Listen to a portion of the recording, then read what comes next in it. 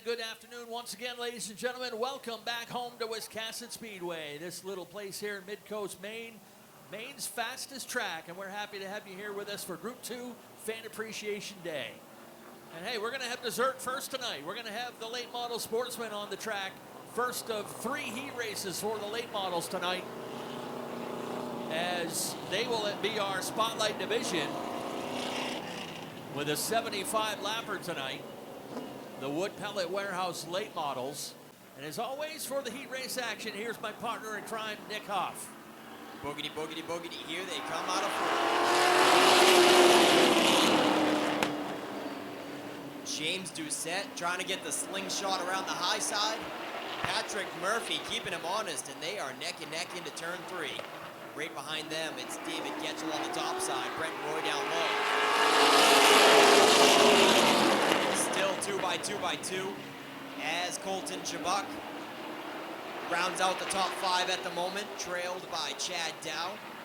Dow still working the top side, not giving up in the second group just yet.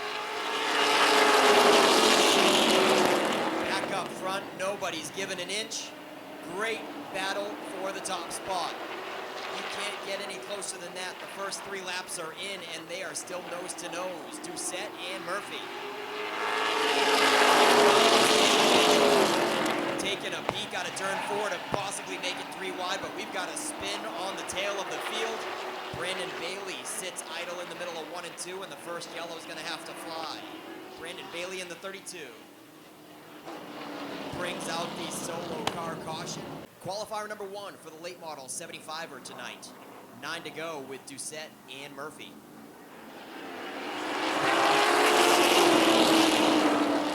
And Getchell gets into the back bumper of Doucette, upsetting his car just a little bit, but that doesn't faze him coming out of 2. Patrick Murphy gets left behind, already back to 3rd, and quickly back to 4th from Colton Chabuk. Now Colton Chabuk has a couple car length gap between the top 2. He's going to try to chase him down. As the top 2 try to put some distance, it's Doucette and Getchell trying to pull away.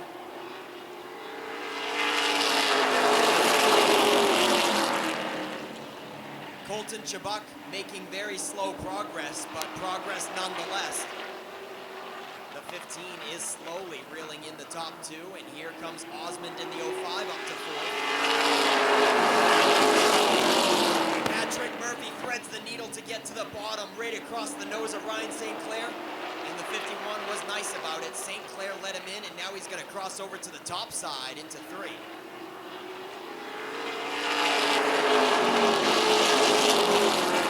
Chabuk not able to make a lot of progress on the top 2, but Osmond is closing in on Chabuk in 3rd, and Getchell looks to the top side to take command possibly.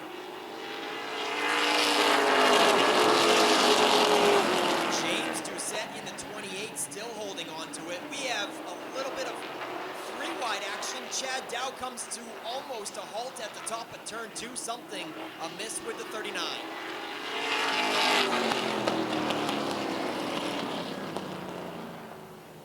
Yeah, he came into turn 1 pretty heavy, 3 wide in the middle, and ended up getting into the side of, I believe, the 51. Might have a right front tire issue as he started heading up toward the wall. Mike Carlton will get up there to check on him. We're going green this time.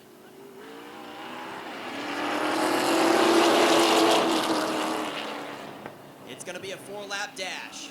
And Getchell gets some good momentum to the top side, and here comes Osmond. I told you the 05 was stout. He quickly disposes of Chabuk and sets his sights on the top 2.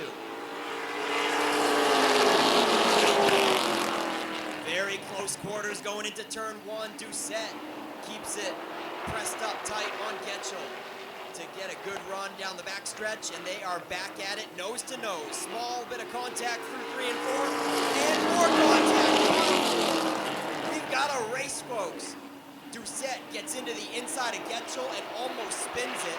Getchell breaks free and now has a couple car length cushion coming to that white flag.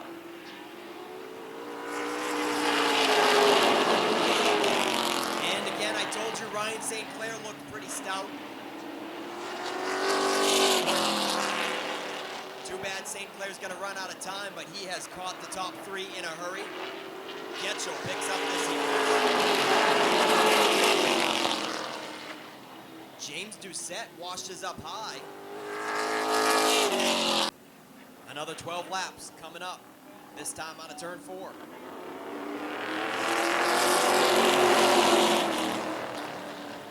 And it doesn't get any closer than that. 2 by 2 by 2, but Tiger Colby tries to break free down the backstretch, and Winters quickly drops to the inside. He's going to protect that bottom line, and Jonathan Emmer's going to be forced to stay up top. Possibly a little bit of strategy for Connor Winters to quickly drop in behind Tiger Colby.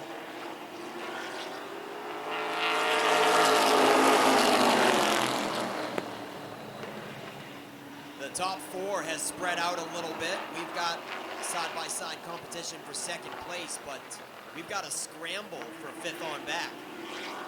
Frankie Moulton goes way high.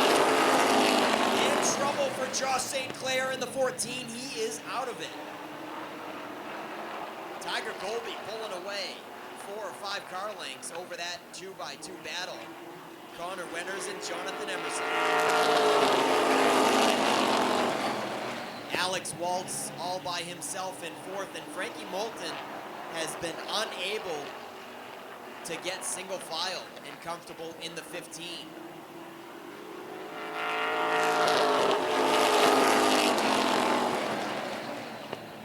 Chris Matchett in the 17 holding him up there. Moulton has some pretty good runs on the straightaways.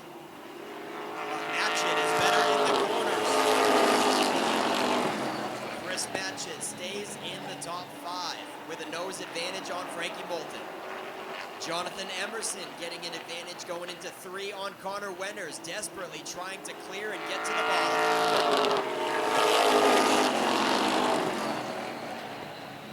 We are past halfway, and Tiger Colby is putting on a clinic in the 78. But these guys behind him have been unable to separate, and they are making contact, folks. Connor Winters is just about losing the fender on the right front, and Emerson's going to jack him up. Alex Waltz gets in the mix. He's going to try to capitalize, and they are 3 wide. That does not work out so well for Jonathan Emerson and Alex Waltz. Ladies and gentlemen, tempers are flaring. Ready to turn them loose. Once again, a 4-lap sprint, couple cars missing, but we are looking for the green flag this time.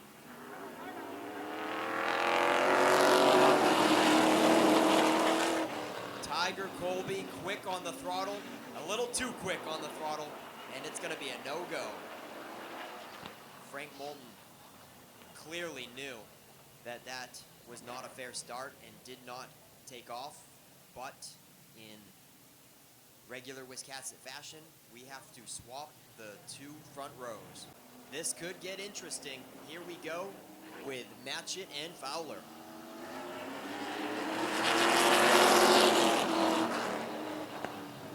Brandon Fowler picked up his first late model win at Wiscasset just a few weeks ago and got one of those special first feature win flags that we give away.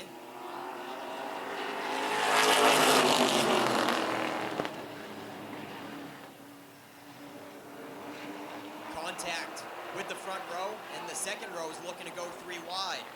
Close quarters up there as Matchett is in front of some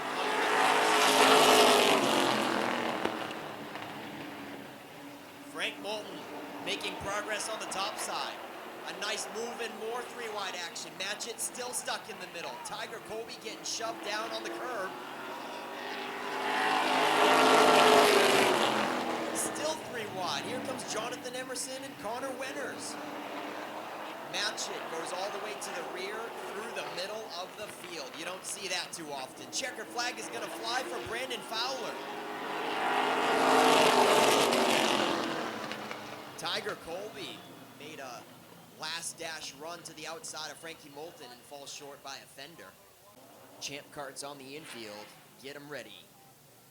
third and final late model qualifier for the 75 lap special. 12 laps the distance, looking for that green this time. DC Alexander and Chris Burgess.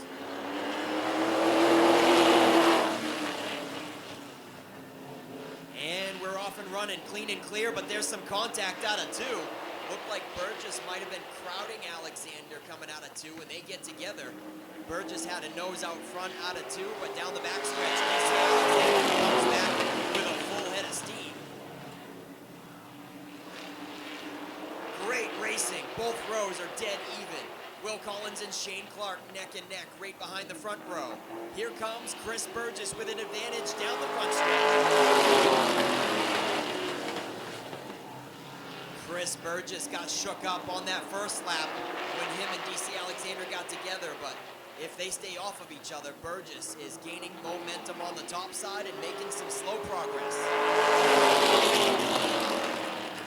Slow and steady for Chris Burgess. Will Collins tries to follow. Right up tight. The most recent feature winner, Will Collins, is going to follow Burgess around DC Alexander.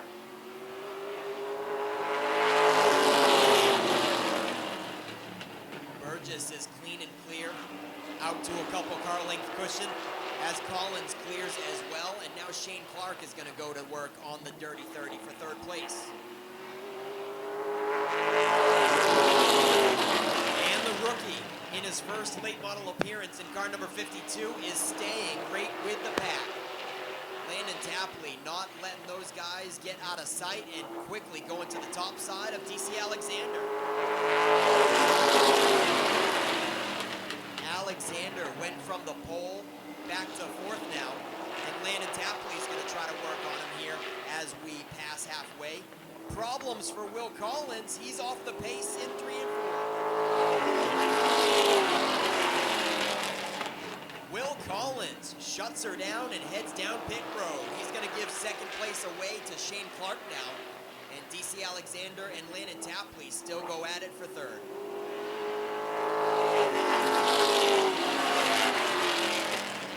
They are dropping like flies in qualifier number 3. Tapley keeps that front nose up tight, up to the fuel cell on DC Alexander.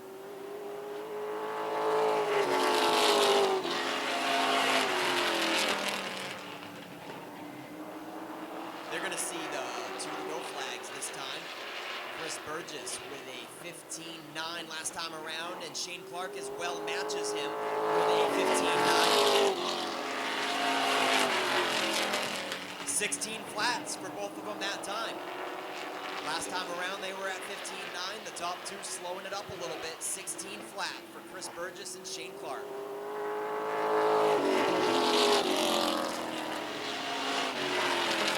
One more lap to go. 16 flat once again for your top 2. Qualifier number 3 for the late model 75 lap feature tonight.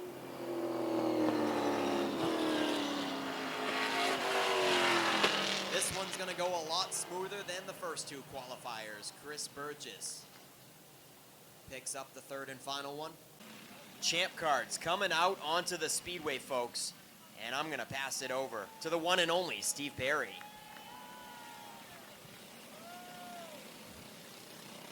Thank you, Nick. And, yeah, this is our top division up at our track, which is about 25 minutes away over at LST Motorsports Park. And these karts were in competition last night for a winner's share of a $13,000 purse that paid over $5,000 to win. Young man out of Connecticut by the name of Brian Sullivan picked up the win. 3 of the competitors that you'll see out there tonight, Darren Miranda in the 13, Cody Wilson in the number 9, and Kyle Lorrain in the 76, who's starting on the pole tonight. They were in competition and made the main event, so it was a pretty big deal just to be a part of it. 32 competitors tried to qualify, so it was a big deal, and they're all excited here tonight to participate on the big track, as they call it, Wiscasset Speedway. So we're real excited about this, and they know it's an exhibition, but anytime there's trophies involved and helmets are involved and engines, you know how it goes. So the green is out, and They sail off into turn one. It's a 10-lap heat. Kyle Lorrain, this is a big deal to him. Todd Cornelius and Chase.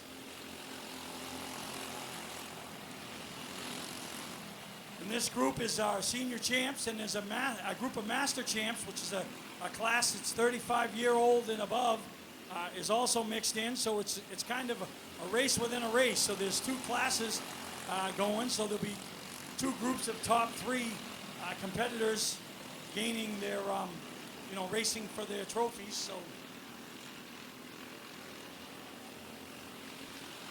Kyle Lorrain in the lead. Todd Cornelius in second. Third, a guy that normally runs in the senior sports in the division, Chris Camary, but this is only a Champ Kart race, so we put him in a kart tonight to allow him. He's a big supporter of us, so we wanted him to be a part of this.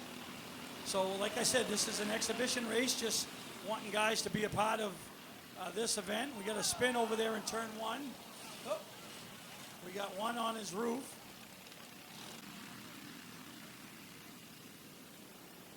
Getting ready to go back green.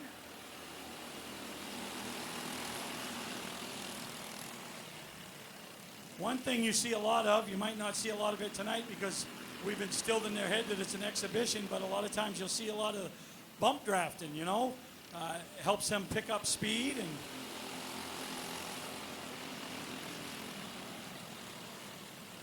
But tonight they're all really excited to be here, a part of Wiscasset Speedway, be the flex division, and tonight we're the sponsor, so we're going to be down in Victory Lane presenting the awards to the top three and the Masters, the Master Champs and the Senior Champs, as well as all your three winners, top three in all your divisions tonight. Going to involve some of our younger competitors that are here displaying their karts. So that's pretty exciting for them. The young kids are here and part of it. Doug's going to show them two to go. That's our flagman, our weekly flagman up on the stand, Doug Churchill.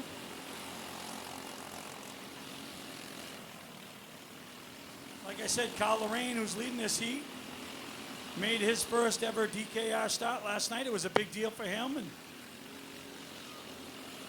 running third in this race is Darren Miranda, who finished fifth in last night's event.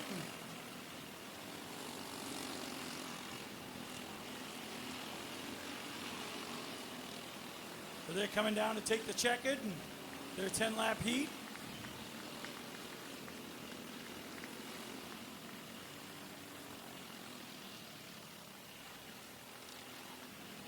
Like I said, some of these competitors out there, they're in their 20s, and there's a couple of them out there in their 60s. So this is their aspirations. They're not looking to move on. This is where they want to do, and it's their way to be involved in the sport. 10 laps for the Roadrunners, looking for that green right now.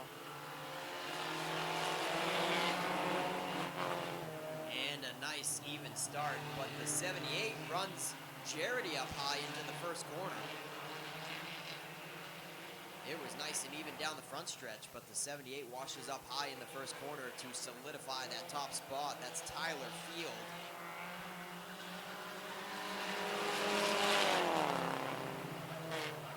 So now it's Kerrigan Glacier. Oh, the 78 washes up high again. They're almost going, they're into the wall. Oh man, that was a bad one. 78 got all sorts of sideways in the first corner once again. Kerrigan Glacier, she's got some damage to the passenger door right there in the 99. All right, we're ready to turn them loose once again. Only one lap in, 9 to go.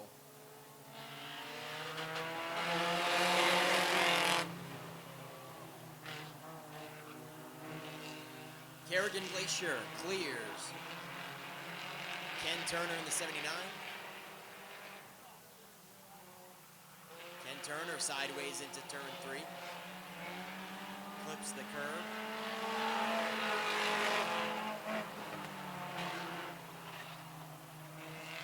And the 57 jumps the curb going into turn 1 as well. Jason Meservey trying to hold down third position, but he washes up high, and here comes Carl Conan in the 7.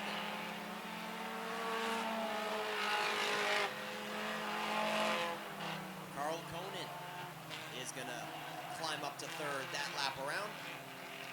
Kerrigan Glacier setting sail, pulling away from Ken Turner, as well as Ken Turner pulling away from third place. The top two pretty much on the clinic here.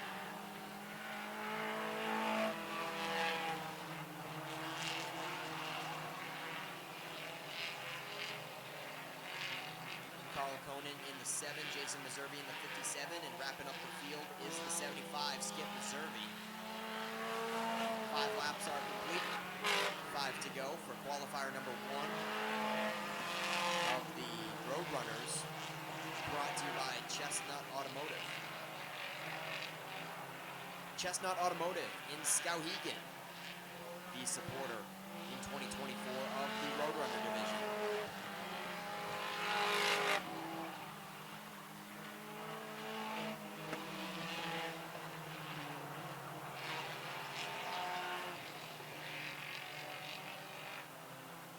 Chestnut Automotive has been in business for over 24 years, and they provide quality service on new and used cars and trucks. They work on engines, transmissions, rear ends, diagnostic work, body work, and more at Chestnut Automotive of Skowhegan, Maine. Like them on Facebook, Chestnut Auto. We got 2 laps to go for Kerrigan Glacier. She took a hard hit to the passenger door. As you can see, it is all caved in from that lap 1 incident. But that has not phased her one bit. That 99X is setting sail and looking stout. Out to a commanding lead over Ken Turner with 1 lap left for this one.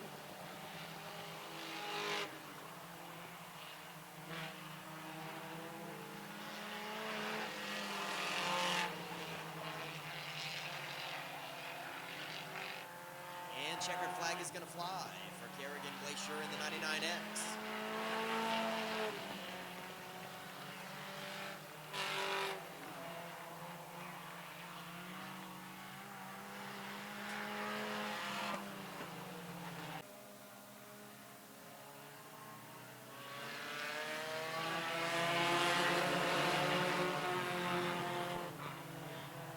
You know who is also another hot competitor in this class that we only saw for the first couple weeks was Noah McGrath. Where's he been at?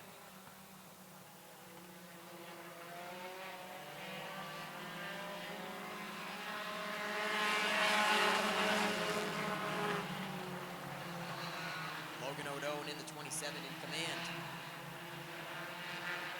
That is a pretty car. Looks like it's been freshly built and freshly painted in a nice blue color. Nice, straight Acura that you don't see in that good of condition very often. But here comes the 39. Alec Brown had the lead at the line that time. Still hasn't cleared Logan O'Done down the backstretch, but Alec Brown is almost there trying to clear and get to the bottom. Side by side in row 2. Your points leader in the 5, Kyle Enman. And the 7X, Dylan York. Enman clears. He's going to do a crossover and go to the top side of O'Done now, as Alec Brown has taken command quite comfortably. Kyle Enman unable to make the top side work, and he falls back in single file. We are single file all the way around now, coming to the halfway flags.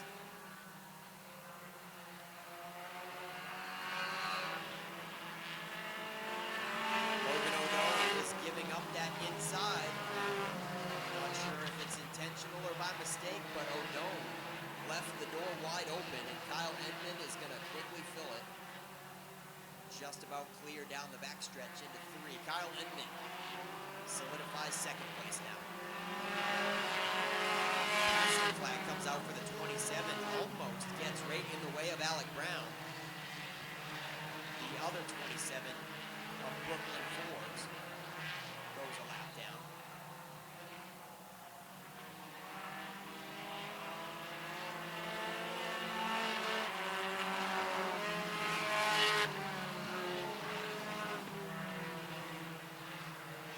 Alec Brown turning a 19.5 versus a 19.6 for Kyle Enman. So Alec Brown is the fastest car on track tonight for the Roadrunners. As Ken mentioned, Kyle Enman has the most wins. He's the points leader. And normally, Kyle Enman is faster than Alec Brown, but so far not in this heat race. White flag flies. Let's see what Alec Brown was able to turn that time. A 19.2 versus a 19.4. 2/10 faster for the 39 that last time around. Checker flag is going to fly. Qualifier number 2 for the Roadrunners, brought to you by Chestnut Automotive, goes to Alec Brown in the 39A. Kyle Enman takes second. And I believe a late race pass by the 7X. Looking for that green flag this time for the mods. And the outside line moves. Quick work for Scott Trask in the 99, followed by Zach Bowie. These guys wasted no time, but we've got trouble. Reed Reno goes down in the grass.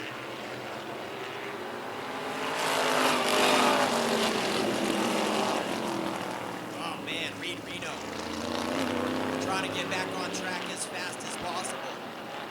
He had some help by the 44 getting sideways. I believe it was pretty much a 3-wide situation.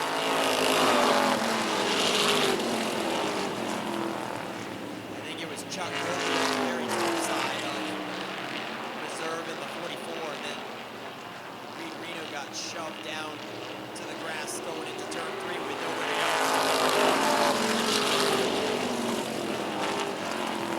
Glad everybody made it through unscathed and without a caution. Zach Bowie now leads over that side-by-side duel between Scott Trask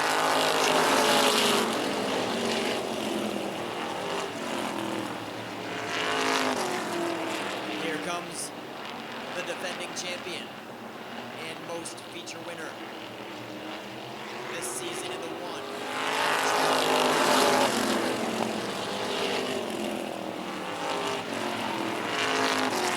Silas Ripley in the 09 had no practice. Was right up to the last minute changing the motor. And he has closed the gap to the top 5. Silas Ripley hasn't been here for a while, but definitely hasn't forgotten his way around Wiscasset Speedway. It's been a couple months since we have seen Silas in a late model pro stock or a modified. He drives them all. Ripley goes to the top side of Scott Trask, looking to take 4th away. Side by side with the heavy hitters as Adam Chadbourne finds a hole down.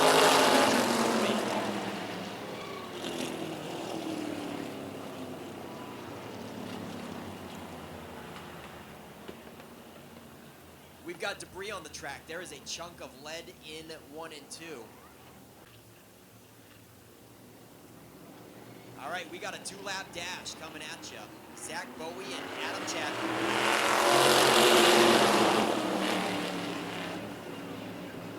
Zach Bowie rides up just a little bit, rubs the Nerf bar on the inside of Chadbourne. Chadbourne still up on the top side as the white flag flies.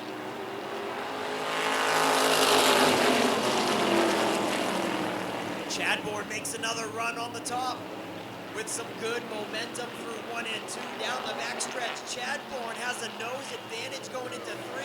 We're coming to the checkered flag. It's Chadbourne. Nice drive by the multi-time champion, Adam Chadbourne. Just collected career win number 77 or 78, I believe, a couple weeks ago.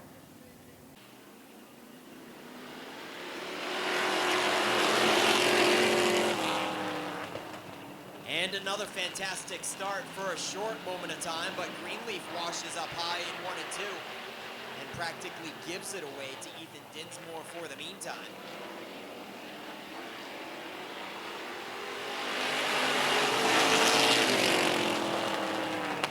David Greenleaf in the 58 gathers his composure back up, and he is clear to the inside of him, so he gets down to the curb in front of Morton in the double zero.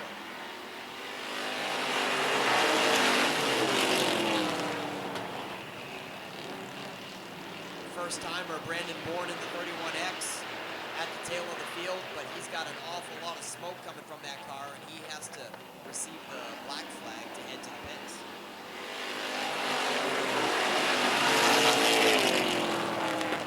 Wouldn't want to see him putting any fluid down on the raceway, so tough break for Brandon Bourne on his first appearance out. Ethan Dinsmore continues to lead in that Fisher Plow number 8X. David Greenleaf comfortably in second. Dan Morton in the double zero third. Steve Pierpont in the 33X. And rounding out your top 5 is the 27, Mike Delano.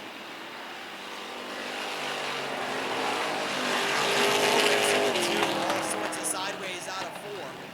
Still a little sideways going into turn 1. That's going to allow Chuck Wagstaff to get underneath, but they make contact. And Lawrence holds on to the spot as Chuck Wagstaff tries to gather it back up.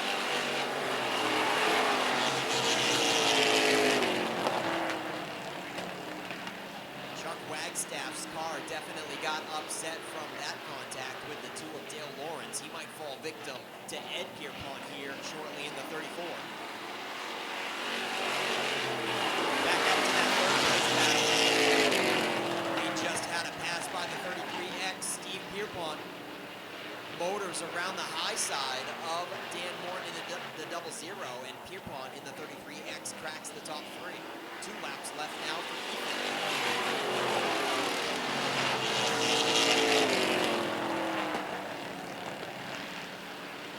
Ethan Dinsmore looks to be slowing his pace here. He's been able to click off a 17.7, but now he's slowed it down to 18.2. Greenleaf is closing the gap in, but there's only 1 lap to go. Steve Pierpont might have something for them in the 33X. Checkered flag is going to fly. Looks like Ethan Dinsmore is going to hang on to this one. Greenleaf's going to hang on to second.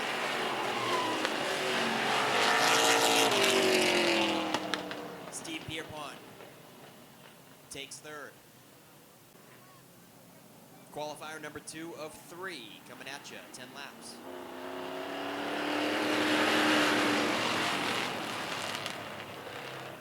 And again, another very nice solid restart.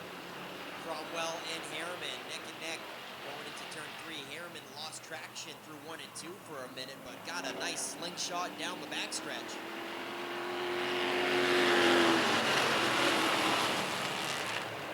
Harriman in the 20 is keeping his composure, slowly picking up ground on the top side of Alex Cromwell.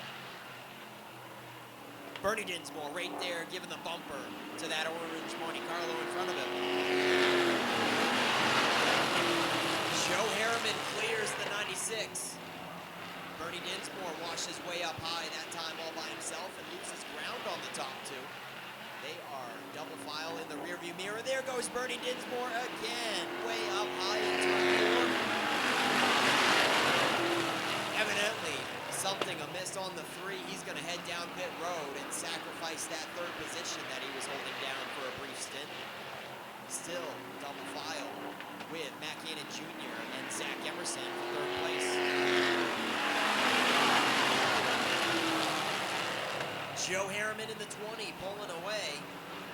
Alex Cromwell holding down second, but he might have company here pretty soon. Zach Emerson has cleared Hannon, and he's almost up tight on the back bumper of Cromwell. 5 laps to go. Halfway flags are out. Zach Emerson is up tight and looking to the top side of Alex Cromwell for second. Ashton Burgess has brought the 34 car up to the high line of Matt Cannon Jr. for 4th.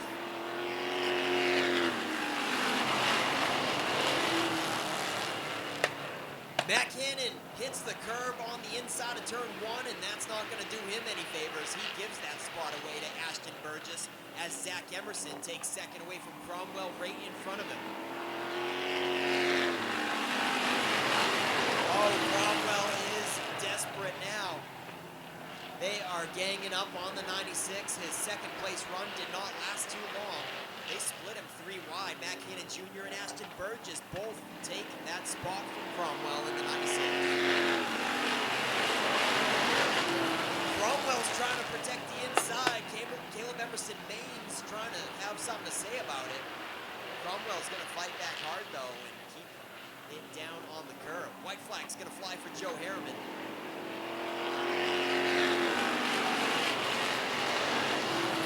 Here comes Landon Tapley cracking the top 5, taking that 5th place away from Alex Cromwell on the final lap.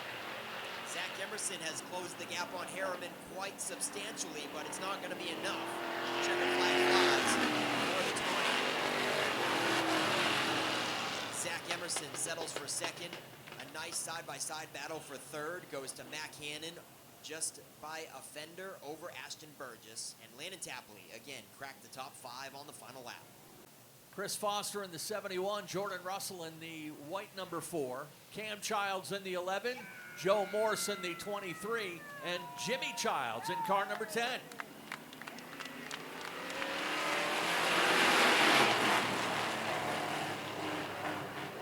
Dan McCaig Jr. quick on the throttle.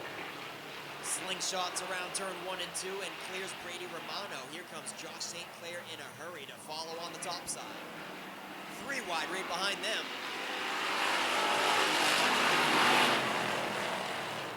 Jordan Russell, Chris Foster in the 71, Cam Childs in the 11, caught in some 3 wide action on the front stretch, but they sorted out, and the 4th position goes to Jordan Russell now. Russell looking to the top side of Brady Romano.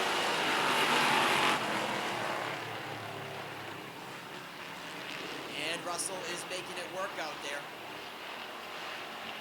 Picking away at car number 78, Brady Romano, for the 3rd and 4th place battle.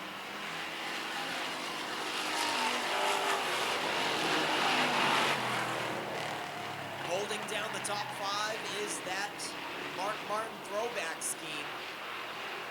The 71 Chris Foster with a beautiful classic NASCAR throwback.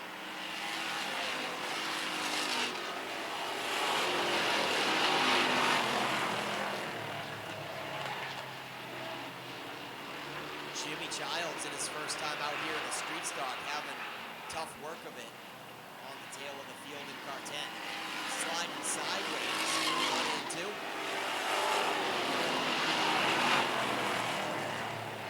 Back to the front we go. Dan McCaig Jr. putting on the clinic. Checking out over Josh St. Clair and Jordan Russell, your top 3.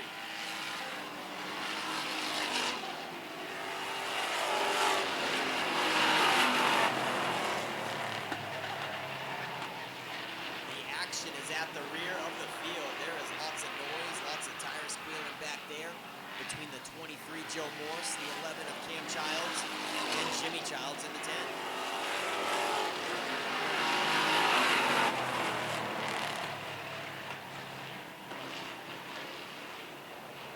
Things getting pretty well sorted out here in qualifier number 3. 2 laps to go for Dan McCaig Jr.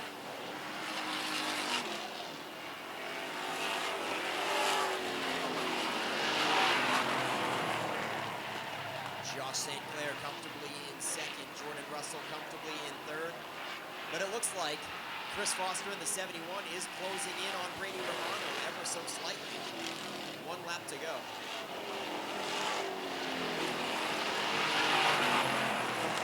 Brady Romano with a 17.8 lap time last time around. Chris Foster was 2/10 off, so definitely not closing it up here on the last lap.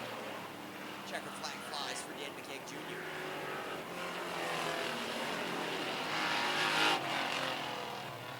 Second goes to Josh St. Clair, wasting no time to head down pit road. And that's going to wrap it up for heat race action, folks.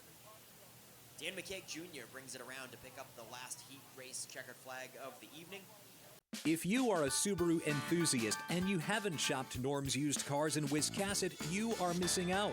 Norm's Used Cars specializes in previously enjoyed late-model, low-mileage Subarus, all hand-picked and meticulously gone over to be like new to you. And with over 100 Subarus on the lot starting at $49.95, they have a great selection too. Experience the difference at Norm's Used Cars.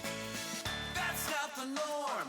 That's Norm's Used Cars. If you've been injured in an accident, contact the law offices of Joe Bornstein today. Talk to us confidentially and free. Find out why we are Maine's most recognized personal injury law firm. Over 25,000 victories for Maine families and over $500 million collected for injured Mainers. Get the help you need and the justice you deserve. Dial 207-CALL-JOE. There's never a fee unless you win. Call Joe today and get the Bornstein advantage. We are your voice. We are your helping hand. We are the Hometown Foundation. We speak up for animals who have been neglected. We support those who keep communities safe. We shatter stereotypes for the disabled. We instill hope in those battling life-threatening illness. We honor and remember our veterans. The Hometown Foundation. Community-focused. Community-driven. Call or go online to see how you can be the help your community's waiting for.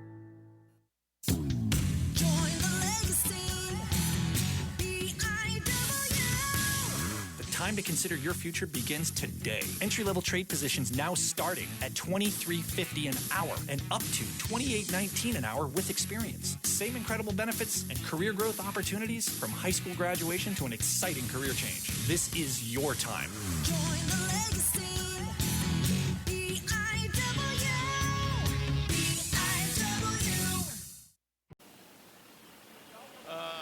Green flag is out. They're run off and running. Looks like a good battle up there between Miranda and Lorrain. Lorrain gets out in the front. He's being towed right along behind that Kyle Lorrain kart. And you've got that 47, Chris Cameri, right in the hunt right behind him. But look at Todd Cornelia in that 216 coming up from the rear. He's being challenged right now by Cody Wilson for that fourth place position. Cody gets the position and moves on up. Meanwhile, up there in the front, that 13 purple kart of Darren Miranda. Young Mr. Miranda was, we got quite a spin out there in the corner. Green flag flies. They're off and running. 2 complete at this point. Looks like Darren gets a good jump over Kyle Lorrain. Kyle's trying to fend off that number 47 with Chris Cameri in it. But look who's coming from further back in the pack. That'd be that number 9 of Cody Wilson. Cody's making his way towards the front. And we've got the number 1 of Adrian Berry that's up there in the mix with that 5th place position right now. But he's getting a little bit of a challenge from that number 2 of Mike Ramsey. Mike the Brick Ramsey. He's one of our very staunch supporters over there. And as Steve said earlier, he's a rock kind of in the place. You know, he does a lot of things over there. They're getting around the track and spreading out a little bit here, stretching it out. That 216 of Todd Cornelia has fallen back in the line. He's right there with that number 3 Zachary Tem. Zachary's, as Steve said, is moving up into one of these karts. As you can see, as Steve was saying, the Doucette family, we got the 28 out there today of Darren Doucette. Darren's cousin is running in the, the strictly late models. He's running in the late models. I mean, so this is kind of a family thing here too. I see them here all the time, you know, helping out.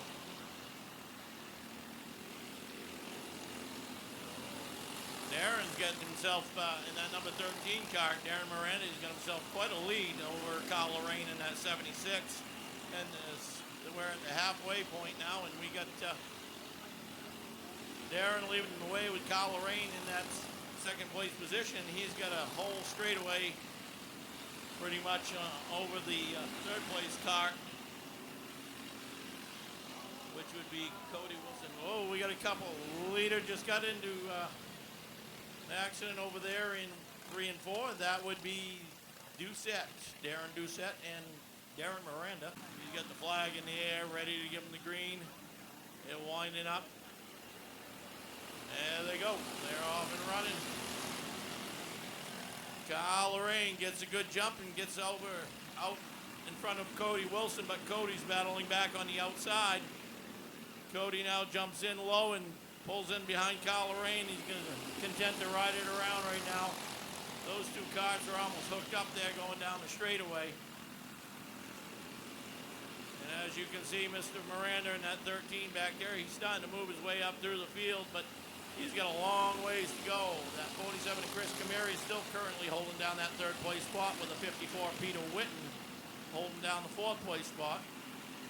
One of Adrian Berry will be your fifth place car for right now, but he is in the challenge, being challenged by that 216 car of Todd Cornelia. Todd gets the spot.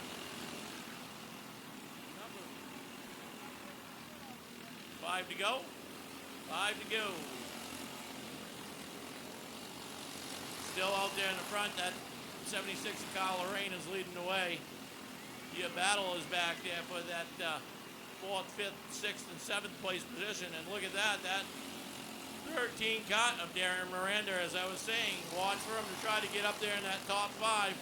And he's right there, he's right on the bubble. He's gonna get on by. He's just moved himself into that 5th place position. Meanwhile, up in the front, Kyle Lorrain is just running away with this thing. He's putting some distance between him and Cody Wilson in that number 9 car. Chris Cameri in that 47 car, he's doing a very good job today for the first time jumping in one of these carts. And he's holding down that 3rd place spot. He's doing very well with it. Meanwhile, Mr. Miranda in that 13, he's jumped right up there into that 4th place position. He got himself back up into the top 5. He's in that 4th place position. That'll give you that number 5 car. I don't have that one.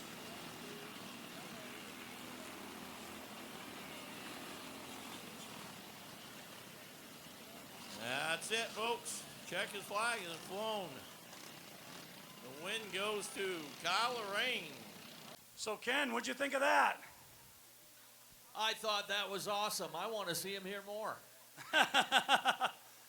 Well, talk to my negotiators. So listen, I want to introduce everybody to our official trophy girl at LST Motorsports Park.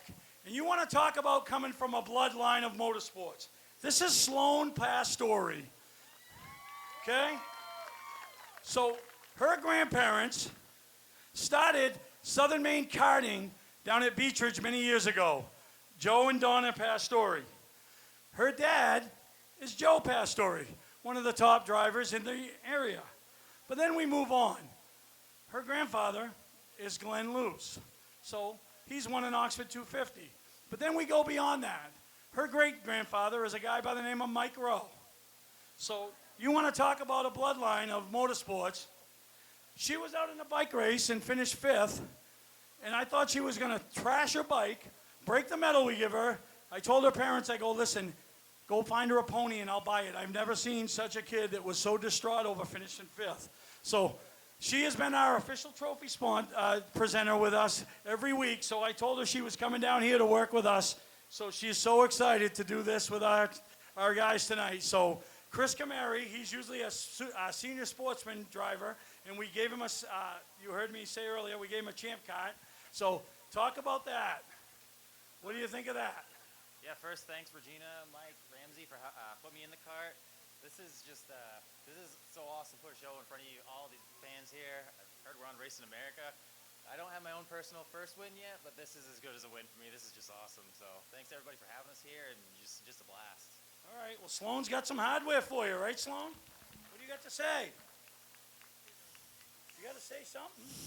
I don't want to say anything. Well, you already just did say something. Do I got to bring your mother down here? No. You know, she'll talk. All right, give him his trophy. Thank All right, Cody, you're very responsible for making this senior champ class grow.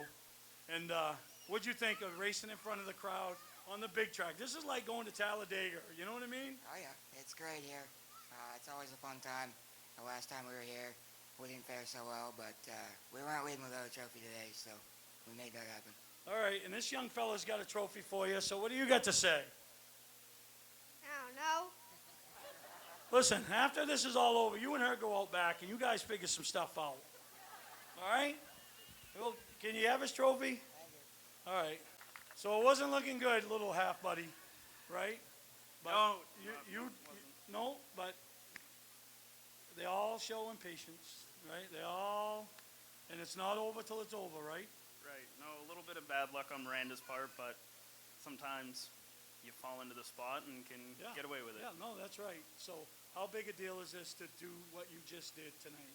It's huge for all of us at LST. It's huge for me. It's great to be out here. This is my first time here. I missed it a couple years ago, but this was honestly a blast, and I'm glad we could do it in a really good crowd and have a blast doing it. No, well, thank you, and we're going to try this again. Can you say congratulations, Kyle? Congratulations, Kyle. Can you say congratulations, Kyle? Congratulations, Kyle. All right, we'll get them trained. Yeah, these are our master guys, and you heard me say these are our huge supporters. And I don't mean it because this. I mean it because they do a lot to support our racetrack. And Pete, how big for you to race in front of this crowd? You've never raced before, correct? Until you came to race at our track. True. So how big for you to race on the big stage in front of this crowd at Wiscasset Speedway? It was awesome. Highlight of your career? Yeah. Big deal to Pete Whitten. So let's hear it up for Pete Whitten, the third place finisher in the Masters. Can you say congratulations to Pete? Congratulations, Pete. There you go. All right. Now we got Dave. All right, you all right, Dave? I'm going to go to his wheelchair. Anybody got my oxygen? You got his oxygen? How'd Dave do out there? Great. Great. He did finish second. He finished second out of all them karts. You see it? So when he goes to school Monday, he's going to say, I finished second out of 27 karts. He's going to bring his trophy and tell him, this young fella gave me a trophy. So what do you got to say, buddy? Congratulations, Dave. Yeah, and honestly, it's all Judy. Trust me. It's all Judy. You got that right. It's all Judy. If Dave didn't bring a trophy home, old Judy was going to let him have it. Good job, Dave, and thank you for everything. Thank you for having us here. You guys are great. Thank you. Thank you.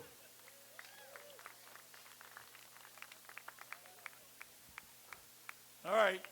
You know Brick? Yeah? What do you got to say to Brick? Say something other than congratulations. What do you want to say? That he did a very good job, and I think he should win all the races.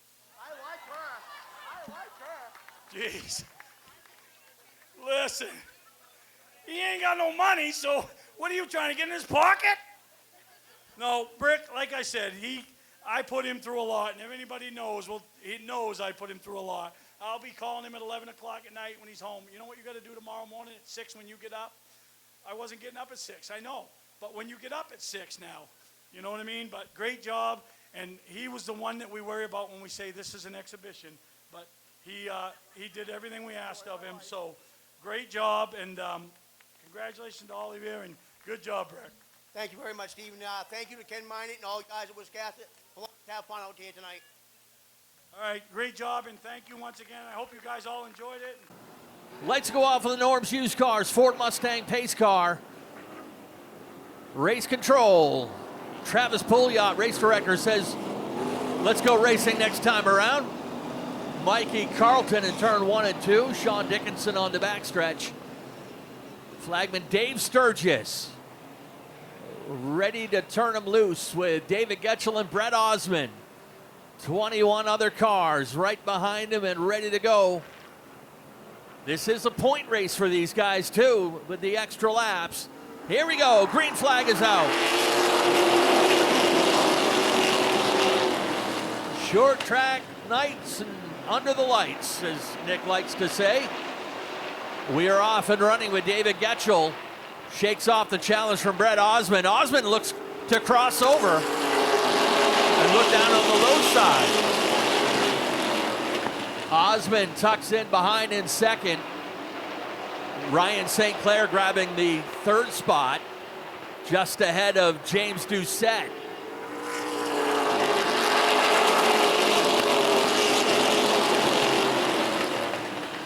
Lead pack starting to get out single file. Still got some side-by-side racing back in the mid-pack. Everybody chasing David Getchell. His goal was to lead all 75 laps tonight. With the handicap, you're going to watch some of the top drivers from the division work their way up from the back of the field, and a long way to go to get there.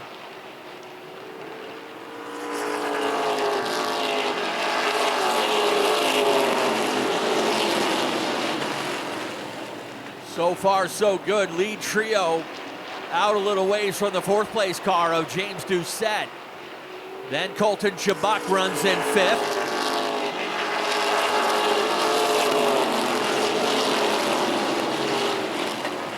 With Chubbuck in fifth, you've got Brent Roy in sixth. Pat Murphy seventh. First side-by-side races for eighth. The 24 of Jonathan Emerson and the 32 of Brandon Bailey.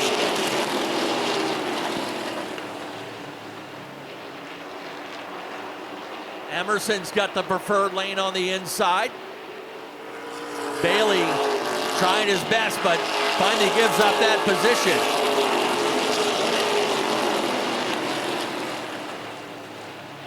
Still a lot of going back and forth from about mid-pack back. Brett Osmond getting a little bit closer to the lead too. Osmond had a fender underneath of Getchell. Osmond setting up a bit wide. Look for that crossover as they get to 3 and 4. Instead, Brett's going to stay right there on the outside. Side by side for the lead. Brett Osmond still gunning for his first career late model win.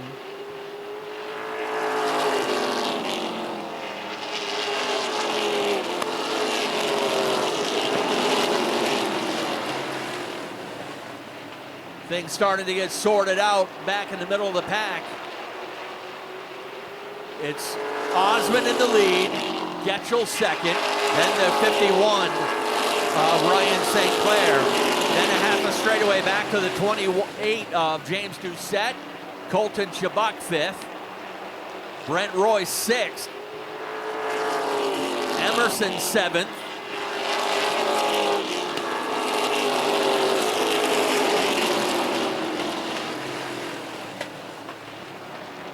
Brett Osmond's a former Super Street champion in that 0-5, but looking for his first career late model win tonight.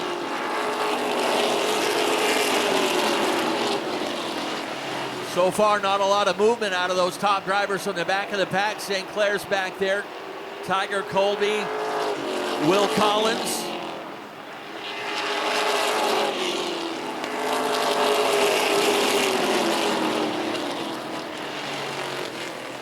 Pat Murphy's kind of caught up on the outside. That outside lane starting to drop back. Murphy slows down right in front of Connor Winters. And that's dragging that outside lane back. And we got, Will Collins hard up into turn one. Red flag and a hard hit for the 25 of Will Collins, the defending champion. And that one was starting nearly a lap earlier as Pat Murphy in the 86 was having trouble holding on to that outside lane.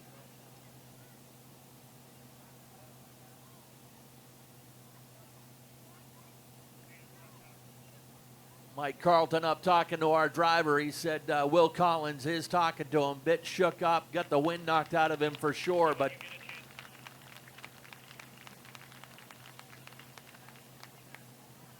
about 2/3 of the way back through the field, things were starting to unravel there, and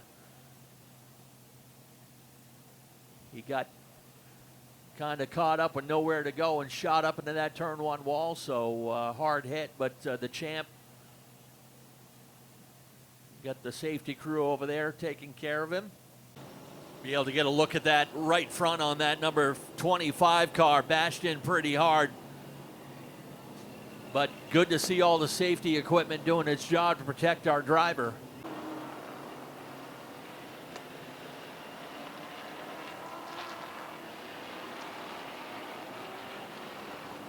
Lights off at the line. We're going to go next time around. Lead pair remains the same, but they've switched sides. Now Brett Osmond is at the point. David Getchell in the 88 now to the outside on this restart. Ryan St. Clair holds down the third spot. James Doucette fourth, and Colton Chabuk in fifth, where he started. Pace car ready to head in, and the green flag is back out.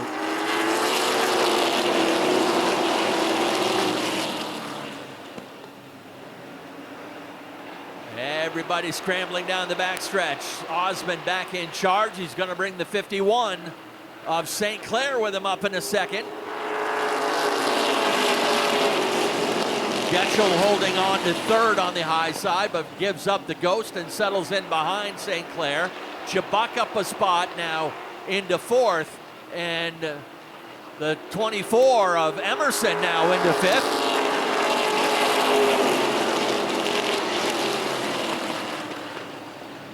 Jonathan Emerson jumps up out of line to take a look on the outside of Colton Chabuk into turn three.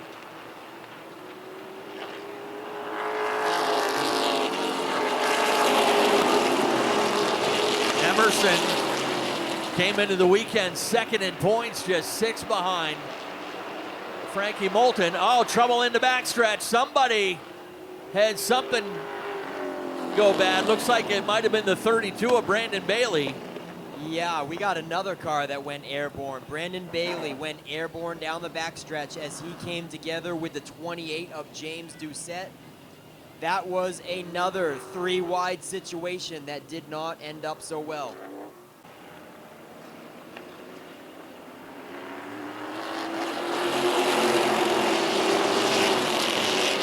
Back at it, green flag is back out.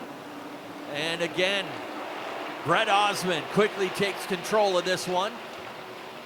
Getchell settles into second, side by side for third. Check that, the 51 of Ryan St. Clair settles into second. Emerson around the 88 to move into third. And here comes Frankie Moulton on the high side. Moulton in the top 5 now. Top 2 in the class, racing in the 3rd and 4th position.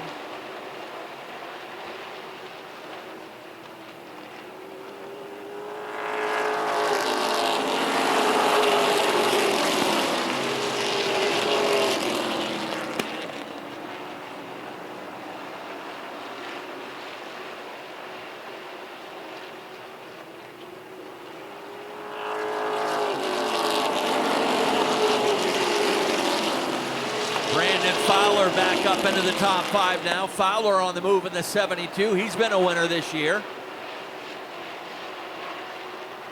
Now Frank Moulton setting up shop on the outside in the 15. Looks on the outside. Colton Chabuk with a pretty vicious backfire going on the 15C at the back of the field.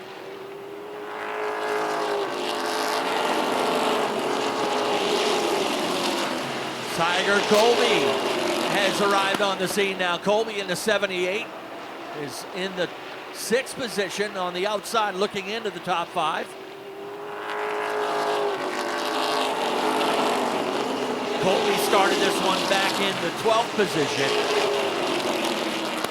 Brett Osmond stretching out that advantage now to over a second over Ryan St. Clair.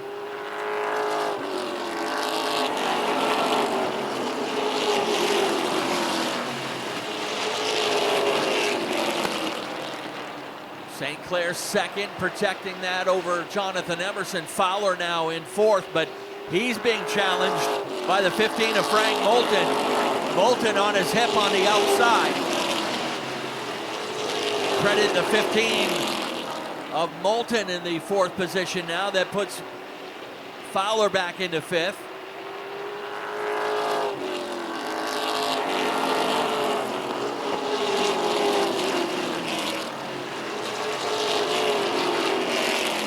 Frank Moulton on the move up on the outside of Jonathan Emerson. Put the 15 car, your point leader, now in the top 3. Caution is out. Somebody lost it on their own over there in turn number 4.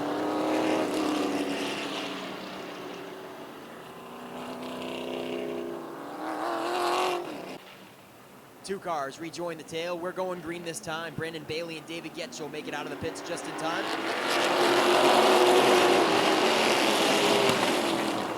And green, green, green at lap 28. Brett Osmond is going to reclaim command. Ryan St. Clair up on the top. Frankie Moulton trying to take over second from St. Clair as Osmond leaves them both behind in the dust. Here comes Frankie Moulton. He is going to utilize that inside line. We got more carnage going into turn 3. Looks like Patrick Murphy goes around.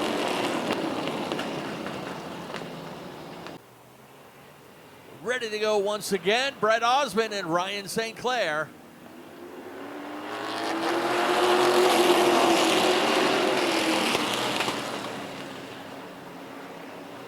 Ryan up to the challenge this time. Osmond not able to get quite the jump on him as he did last time. But the red number 5 retakes the lead as they get back onto the front stretch.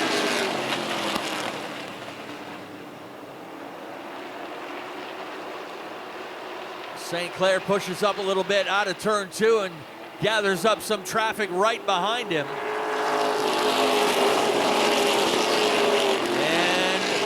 Shane Clark in the 21. Up along the outside door, the 51 of Ryan St. Clair. Moulton is in the picture as well. And Chris Burgess back into the top 5 and the number 47. Burgess on the move up on the high side. He's kind of an extended lap specialist around here after a couple podium spots in the Coastal 200.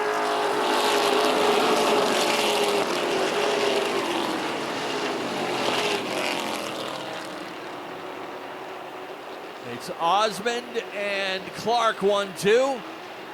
3rd place being fought out by the number 51 of St. Clair and the 47 of Chris Burgess. Burgess able to make that outside lane work, creeps up a little bit of an advantage on the outside of the 51. Tiger Colby setting up out there as well. First time Colby's been able to test the outside. Burgess completes the pass and puts the 47 into 3rd place.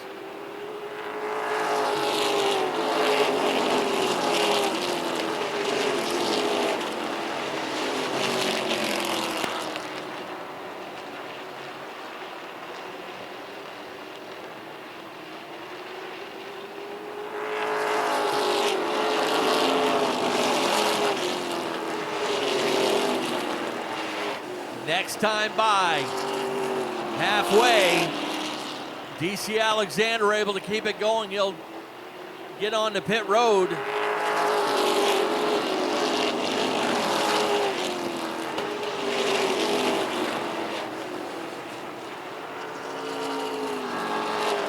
Brett Osmond's been in charge of this one from the early going, but not able to run away this time. Clark keeps him within a couple car lengths. Interval right now is 0.3 of a second. Burgess 3rd, Colby 4th.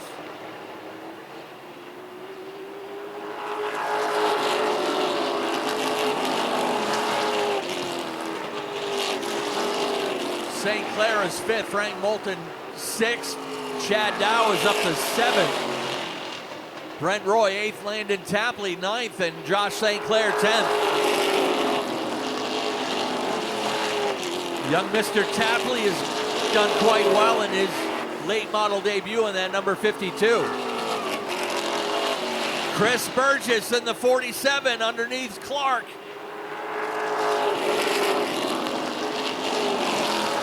Burgess will take over second. Colby looking to follow. That's only going to help Brett Osmond.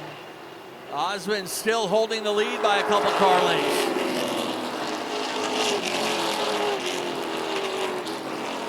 Clark goes from second back to fourth. And now Tiger Colby gets underneath Chris Burgess. They're going to lean on each other through turn 3 and 4.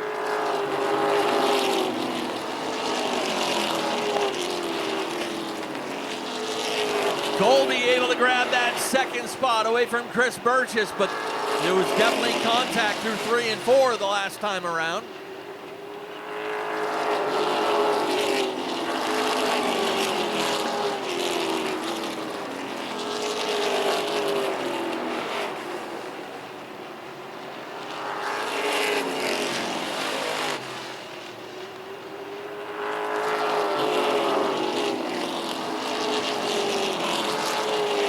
Tiger Colby was the division's top winner last year with 4 feature wins. He's got 1 to his credit so far this year. And here he comes up on the outside to challenge Brett Osmond for the lead.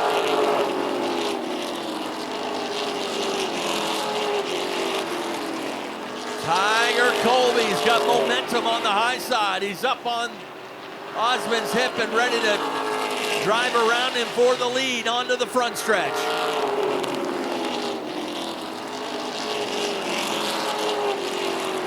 Colby started this race back in 12th position and takes the lead on lap 48.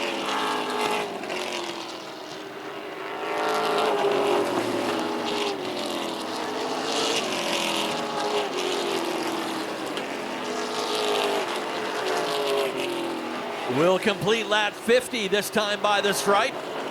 50 down, 25 to go. Osmond is not going to give up lightly in that 0-5. Osmond had a look on the low side last time by.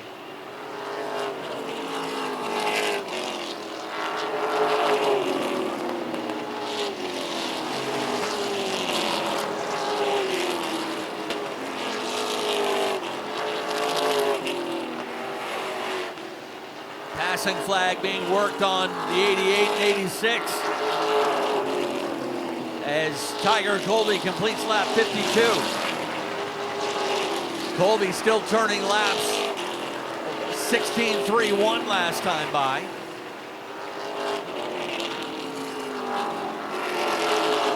Got a little bit of breathing room now with Osmond now a couple car lengths behind.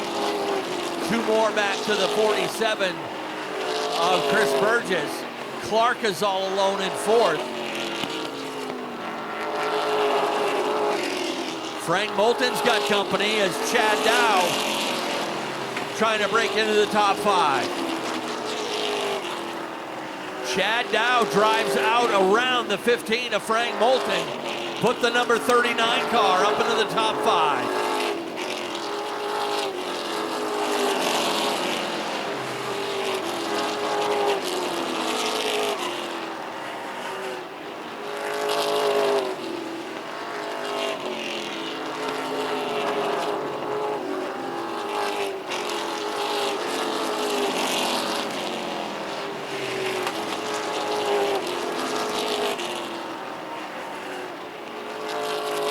Traffic staying on the bottom for the leaders.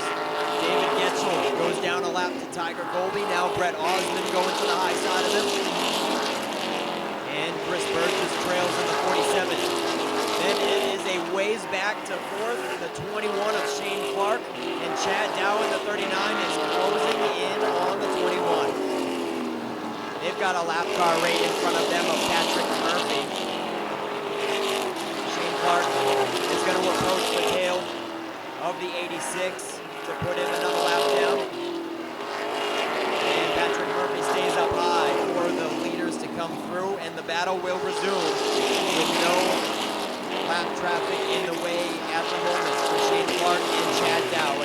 now closes the gap to less than a car length. Coming around to complete lap 60. 15 laps to go. We've got one coming to a stop on the front stretch. Jeremy Turner in the 09 is going to bring out a yellow, coming to a halt to the infield of the front stretch. For this restart with 15 laps to go in the Wood Pellet Warehouse 75 lap late model main event.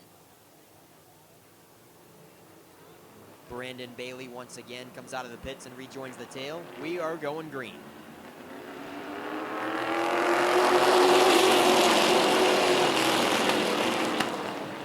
Tiger Colby with the hammer down quickly disposes of Osmond and Burgess. That's actually going to play into Burgess's benefit as he pulls to the inside of Brett Osmond for second.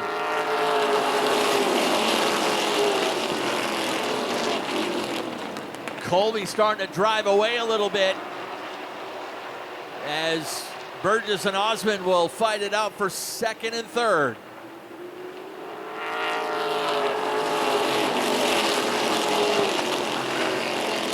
Chad Dow coming to life in that number 39. He had pitted a couple times early on in this race and has managed to pick his way into the top 5. Looking to take fourth away from Shane Clark. That side-by-side battle for second only helping Tiger Colby as he pulls away from the rest of the pack. He's up over his second.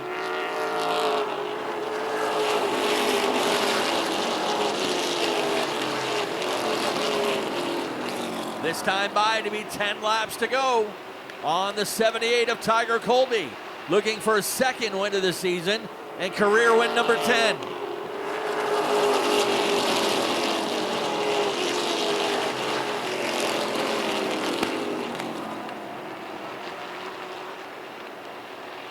Little advantage for Osmond on the outside. He's making it work over Chris Burgess.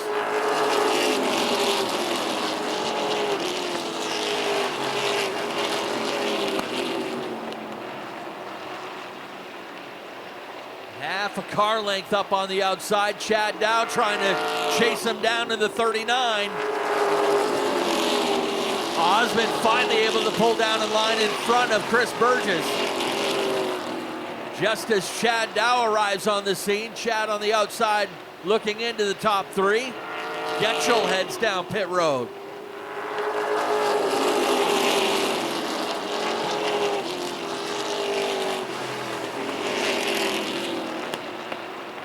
Tiger Colby starting to run away with this one. His lead up over 3 seconds now. Currently the fastest car on the track, and 5 laps to go this time by the stripe. 5 to go on the 78.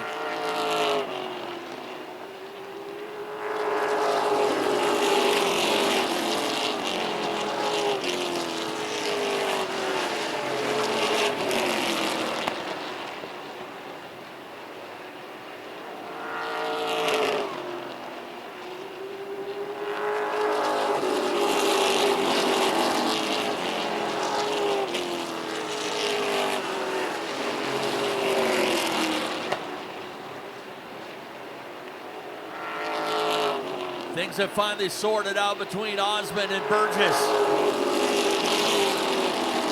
And we've got 2 laps to go next time by the stripe. 2 to go for the 78 of Tiger Colby in a commanding full straightaway 4-second lead.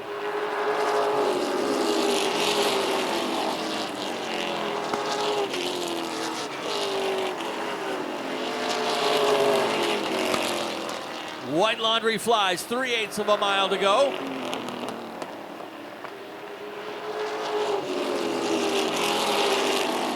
Josh St. Clair still on the charge up from the back of the field in the 14, but he's running out of time. Up front, final time out of turn 4, checkers fly. Tiger Colby will get the win.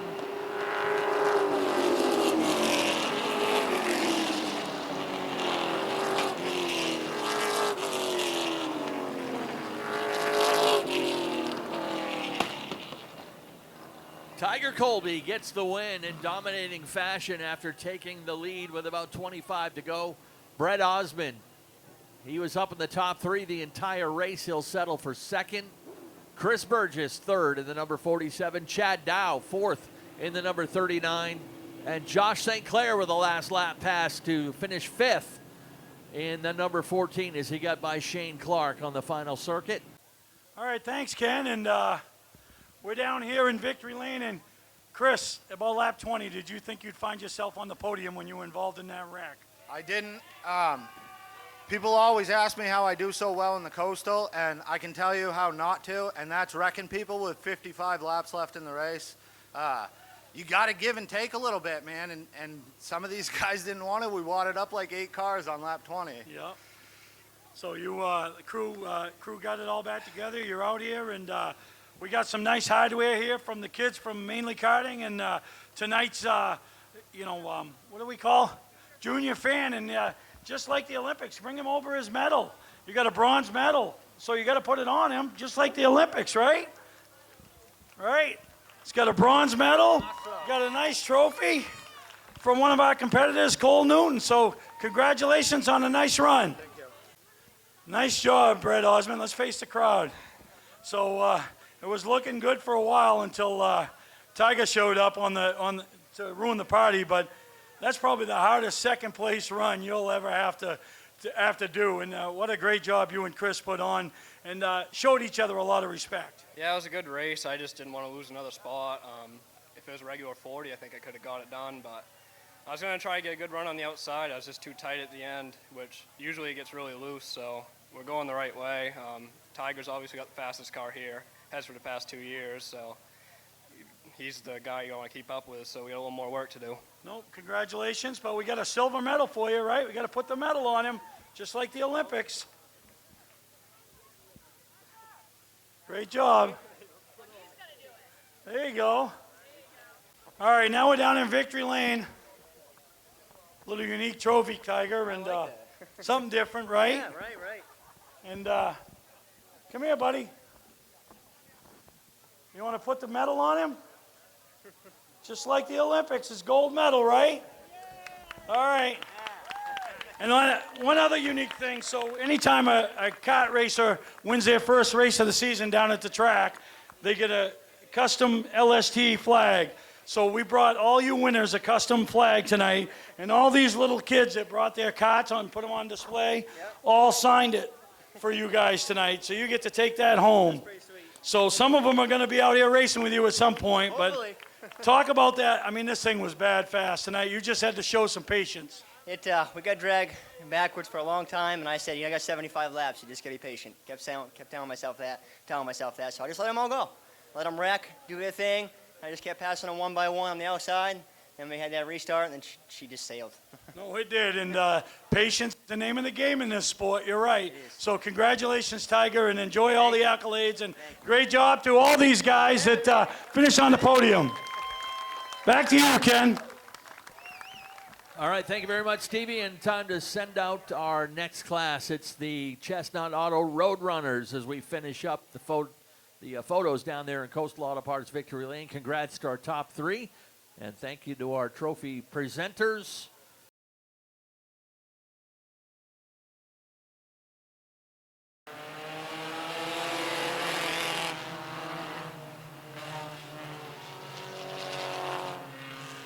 Three wide from the drop of the hammer, and that's the 5 of Kyle Inman making hay up on the high side, already passing several cars.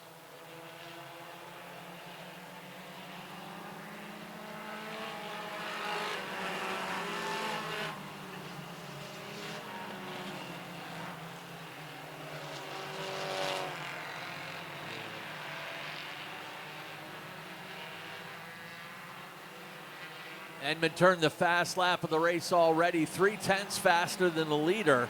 Already has caught the lead pair. Alec Brown also on the move up on the outside lane.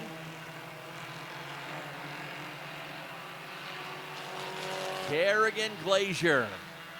She's got the lead, but she's going to have some company soon as Edmund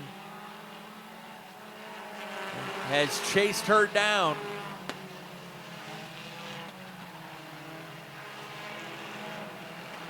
Pulls up along the outside of the race leader. Ken Turner in the picture as well in the 79, but he's got company now on his hip. It's the 39 of Alec Brown.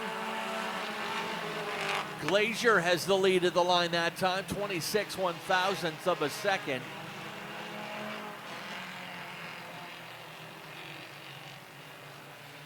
And we've got a caution. The car is spun over there top of turn 2.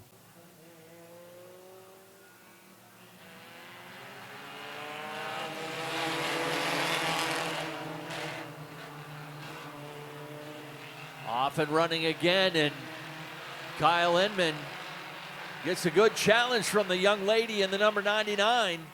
She's not going to let him run away.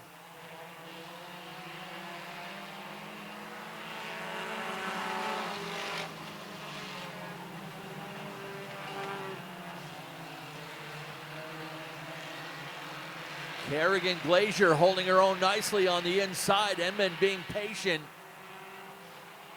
to work his way around the outside and finally take the lead this time.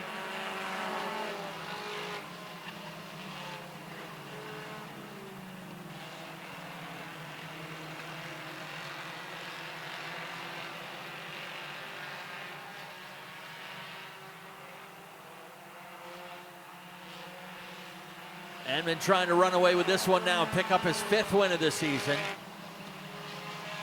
Alec Brown has arrived on the scene in the 39. He will work on the 99. Alec Brown, the son of limited sportsman and modified veteran Mike Brown.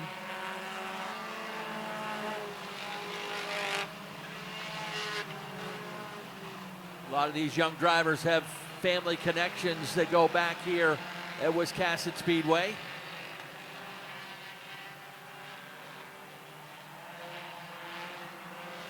Passing flag being worked on the 27 of Brooklyn Forbes.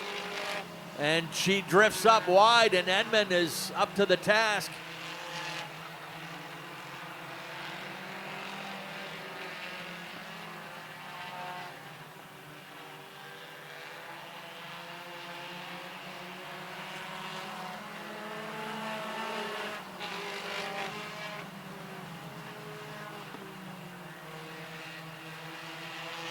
Black flag on the 27 of Brooklyn Forbes. Is having difficulty maintaining a proper racing line, so they're going to send her in.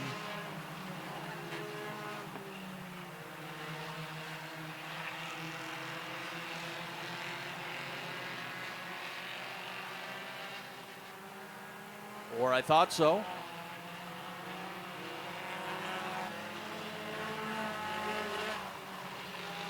Carl Conan heading down pit road.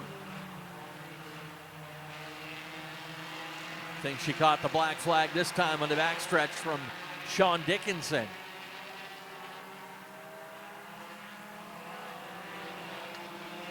Kyle Inman still with the lead. You got a side-by-side battle for second.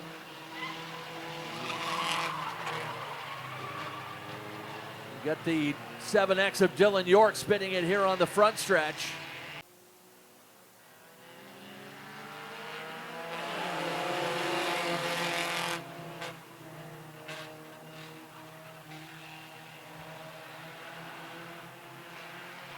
Again, it's Inman back in charge. Brown's got the preferred lane on the inside now.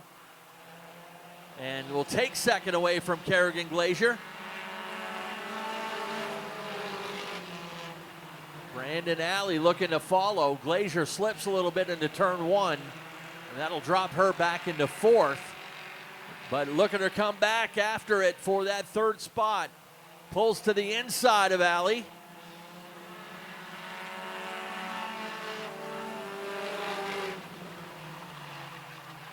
Glazier had dropped back a spot, but quickly comes back to reclaim it. Looking to get her first podium finish in that number 99. First one here at Wiscasset. I know she got one up at Speedway 95 about a month ago.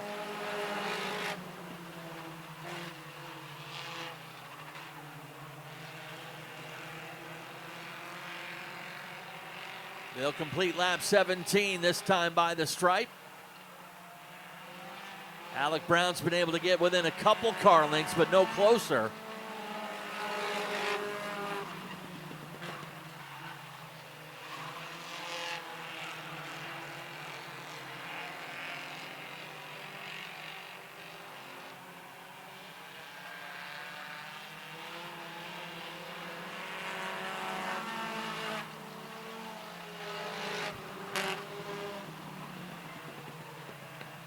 Yeah, actually, Ken, Kerrigan Glacier runs in the teens class on Wacky Wednesday at Speedway 95, and she won the feature 2 weeks ago there, her first feature win. Awesome. Yeah, one kid you've seen a lot of noticed improvement from the beginning of the season. A lot of confidence behind the wheel. Will complete lap 20 this time by the stripe. And actually, this previous Wednesday, Kerrigan and her father Jeremy, they said they put a new steering rack in it, and she was running pretty decent until I guess it started binding up and she had to drop out of the race. So I'm just glad that they got things figured out to come back to Wiscasset. The steering rack seems to be working pretty good tonight. Laps winding down, and still Alec Brown chasing Kyle Edmond. He's got it within a car length. But getting there is one thing, passing him is another. Brown's been a runner-up 4 times this year. Edmond's been a winner 4 times this year.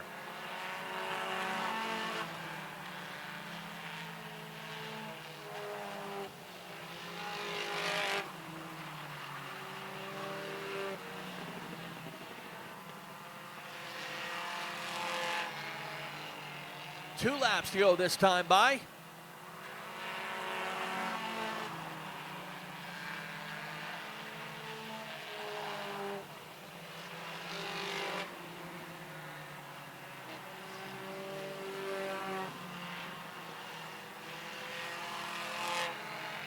White flag and one more time around for Kyle Inman.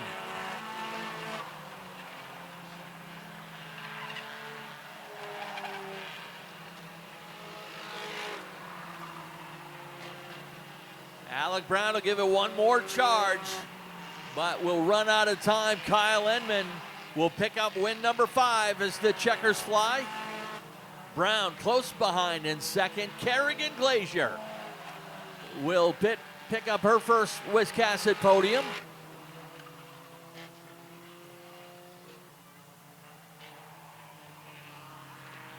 Ken Turner will finish in 4th. Dylan York 5th. Dylan was involved in the last caution and able to rebound it with a top 5 finish. But top 2 in the class take the top 2 spots on the podium once again. Edmond with his 5th win of the season. Brown with his 5th runner-up finish of the season. Her first ever podium finish. So let's have a nice round of applause for Kerrigan Glacier. Pretty exciting, huh? Finish in the top 3? Yeah. Yeah. So obviously you got some people you got to thank that made this all possible. Thank you. My mom, dad, Barter Builders LLC, Pete McKellett for all the secrets, and my fans, and Richard and Vanessa for letting me race here. Oh, perfect. So we got Allie Farrington, one of our little racers from our go-kart track. She's got a bronze medal that she wants to present you with, just like the Olympics. Come up with an honor. Don't be shy, honey. You got to give her a medal and then present her with her first ever trophy. So that's a pretty big deal for her. So there you go. Congratulations.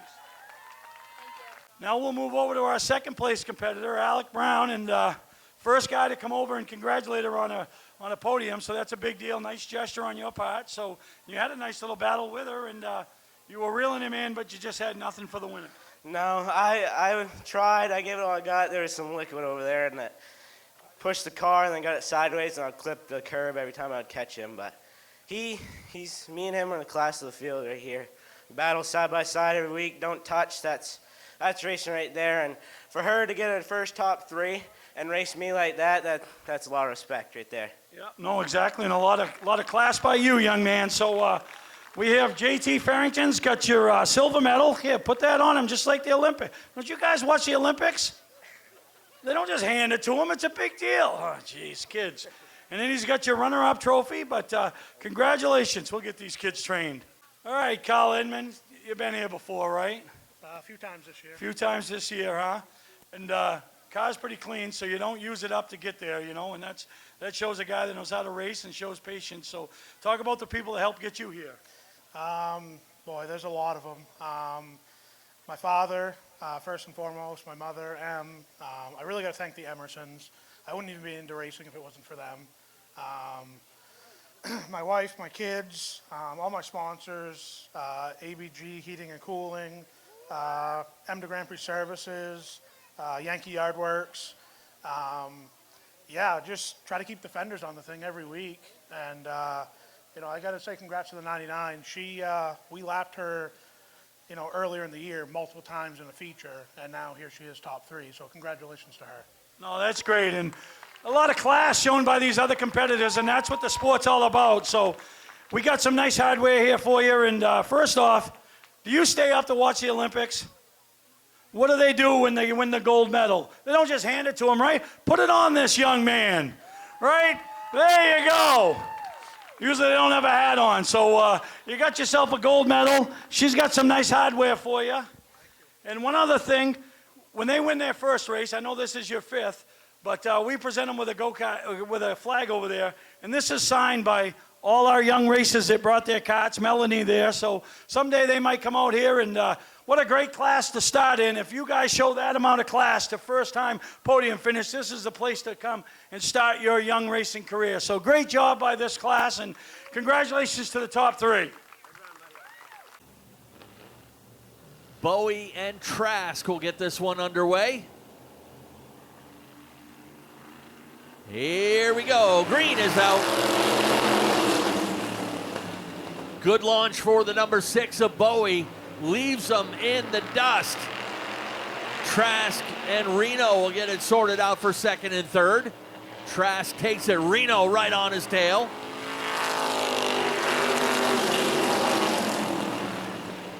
Bowie's going to try to run away and hide as the 1 and the 87 have to pick their way up from the back of the field, being in the top 3 last time.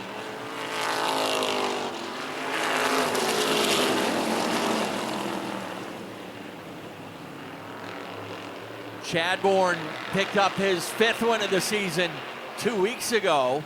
Chuck Colby's been right there with him. They're separated by just 8 points coming into the weekend. Side by side for 2nd, Trask and Reno. And here comes Chadbourne and Ripley up the outside rail.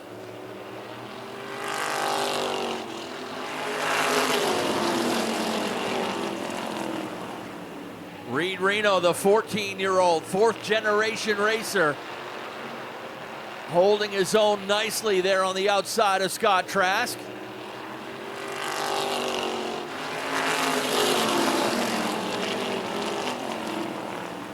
Looks like maybe a little bit of contact. Oh, Meserve goes around heading into turn 1.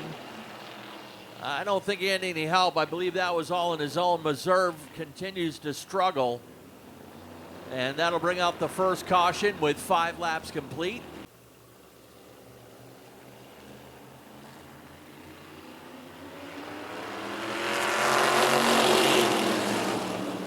Another good jump by Bowie, and Reno quickly drops down in line in behind him. That opens up the top side for Adam Chadbourne to work on the outside of Scott Trask. Reno caught a little bit of the curb coming out of turn 4 and brought Chadbourne up high out of the turn, but Adam went up as high as he needed to keep that one car clean.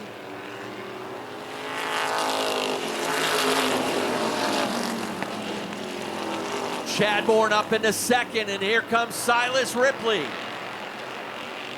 Ripley up around the 77, put the 09 into 3rd.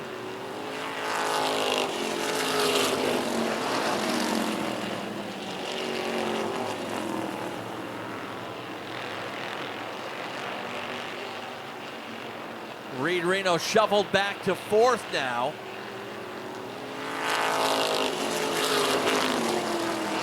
Scott Trask gives up the 5th spot now to Chuck Colby. Colby now in the clear. Will look to chase down that lead pack. 10 laps complete this time by the line.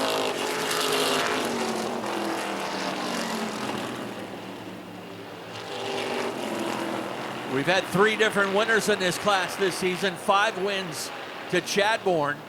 Colby's got 1. Bowie has 1.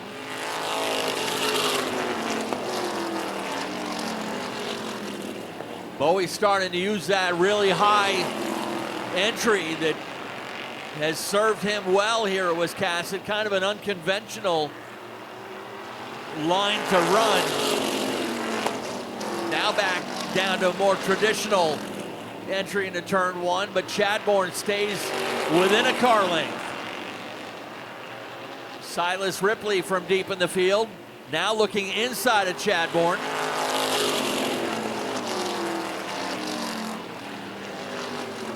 Three cars under a blanket racing for the lead down into turn 3.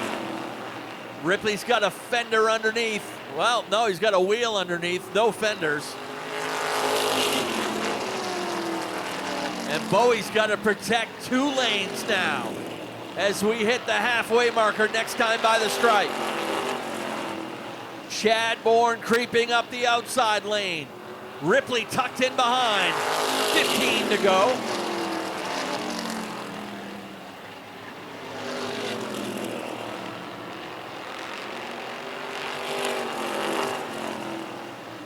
Zach Bowie trying to hold off a couple fast cars, but he goes up wide, gives the bottom to Ripley. Silas Ripley takes over the lead on the inside.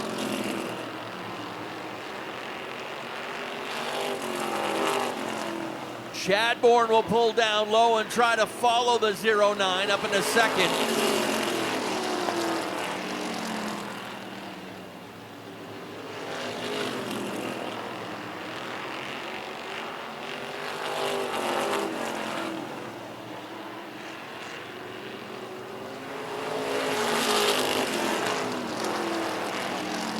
Crazy thing about Ripley is he had no practice today in a car they just threw a motor into, so.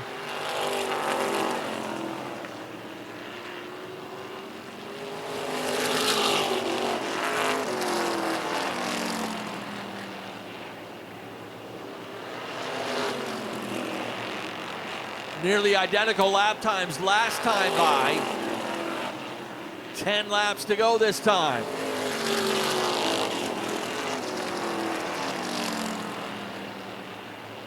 Ripley was a 10th faster than Chadbourne last time by, and they're starting to leave Zach Bowie behind.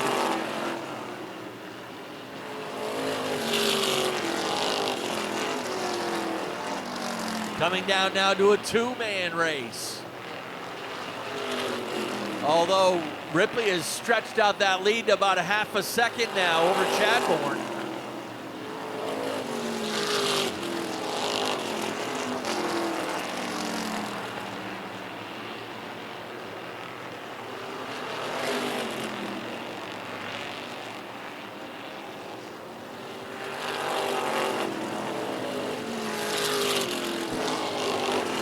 Heavy lap traffic right up ahead for Silas Ripley. First one that's going to go down a lap is Ryan Neal in the 26. Looks like they're all going to stay down on the inside. Sean Tucker in the 79 goes down a lap to Silas Ripley, and next up will be Jeff Meserve in the 44, but so far these lappers have played real nice, except for Meserve. Meserve goes right up in front of Silas Ripley. Jeff Meserve in the 44, unable to hold the inside line. He washes up in front of Silas. That's going to allow Chadbourne to close it up just a little bit, but I don't think it's going to affect anything.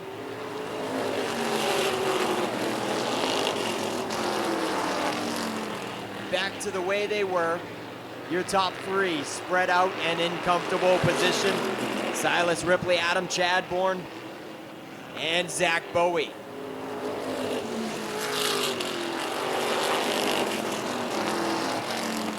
Clear racetrack up ahead now for the 09, and 2 laps to go when they come to the stripe. Chadbourne is over a second behind now. And clear sailing up ahead for young Mr. Ripley.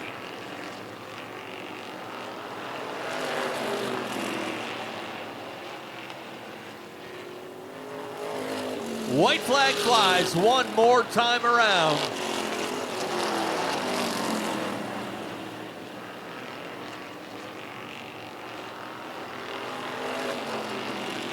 Final time out of turn 4. Checkered flag is up.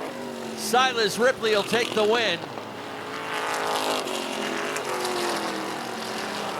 Adam Chadbourne takes second. Zach Bowie third. Reed Reno will finish fourth. And Chuck Colby fifth.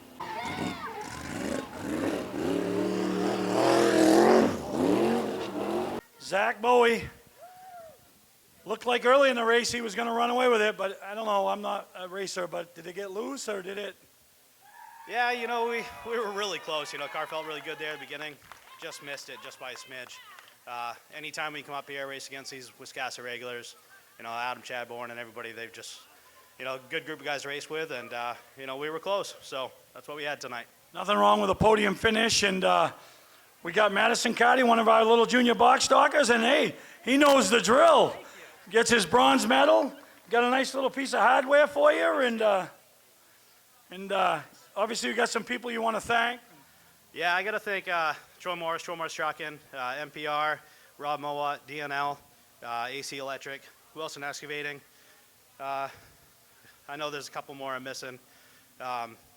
Really got to thank everybody out back, Bruce Haley, everybody for helping out today, and Troy, and Colleen, everybody. So I got to thank Madison, everybody else. Appreciate it. All right, great job, Zach. Great job, Adam. You looked like you were headed, and then obviously he slipped up, and Silas was ready to pounce. Yeah, it's tough to beat 4 stick of tires. I'm glad to have some competition. He did a good job. He had a good car. We had a good piece. We worked hard on this thing, and I'm happy with a good finish. So, all right. Whole race car.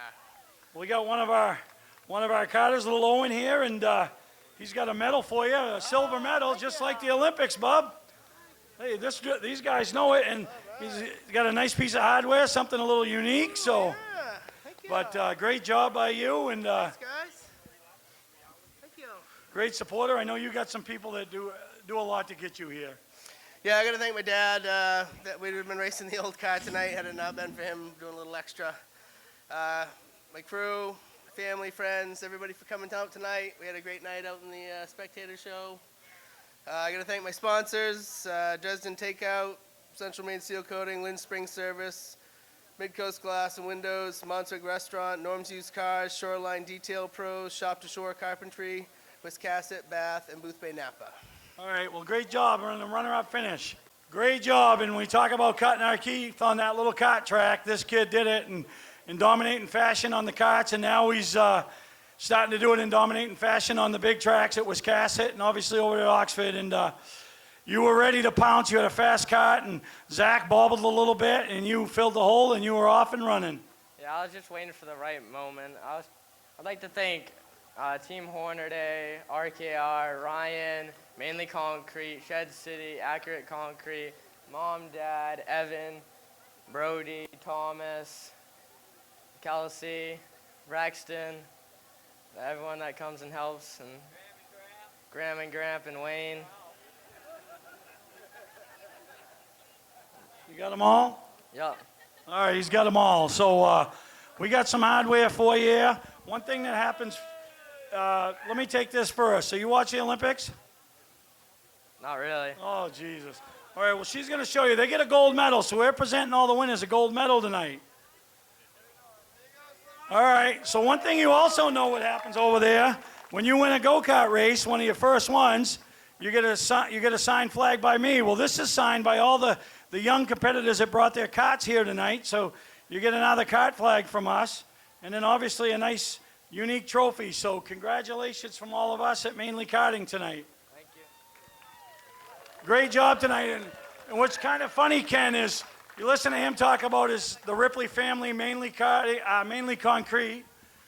Adam mentioned Norm's Used Cars, one of his supporters, and Zach talked about his car owner, Troy Morse.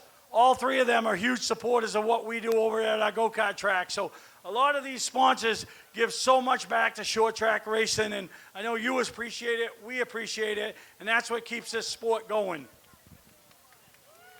Good job, All right, guys. thank you again, Steve. Congrats to our top three in victory lane. One more race to go as we finish up the photography here with our top three. It's the Portland Glass Strictly Streets.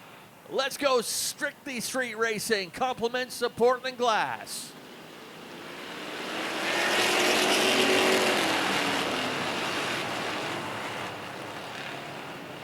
Off and running and already 3 wide back in the pack. 0-0 of Dan Morton off the pace. He drops anchor. Actually got a little sideways. He might have a tire down.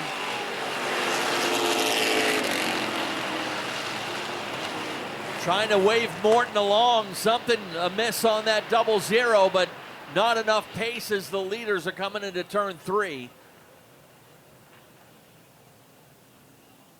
For the 71 of Chris Foster. My best guess was that it was like a Mark Martin throwback, but It's a it Leland is, Kangas yeah, throwback. it's- Yeah. Stephanie Burgess corrected me, so glad that she's out there watching and paying attention. Thank you, Stephanie. Leland Kangas, a 2014 Hall of Famer.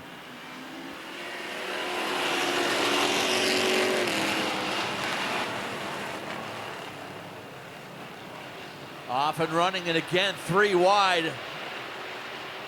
Back there in the middle of the pack as everyone's scrambling for position to come around as they complete lap 2.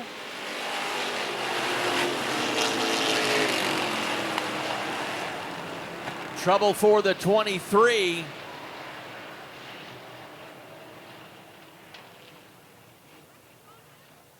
Of Joe Morse gets kicked out of line here on the front stretch. Dinsmore still at the point. He's got former heavyweight Damon champ Steve Pierpont with him in the number 33. Greenleaf and Lawrence behind him on row 2.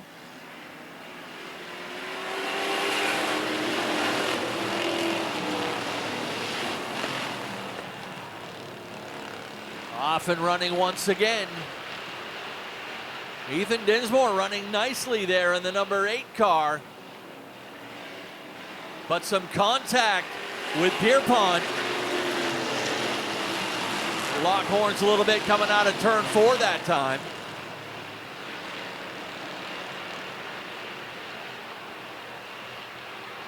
Trouble on the backstretch.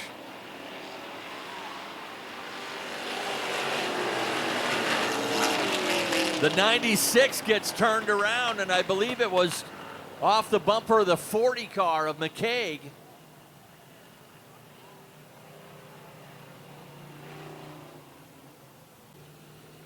Brady Romano finally up on the flatbed. Car number 78.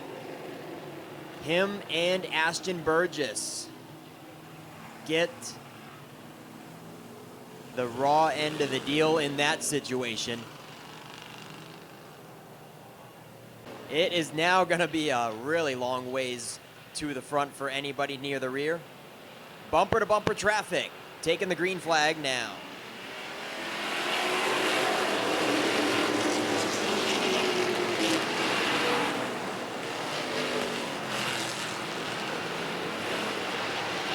Some of the back markers not doing a very good job of closing it up bumper to bumper for that restart, so that's certainly going to hinder Dan McCaig Jr. on his back to the front efforts.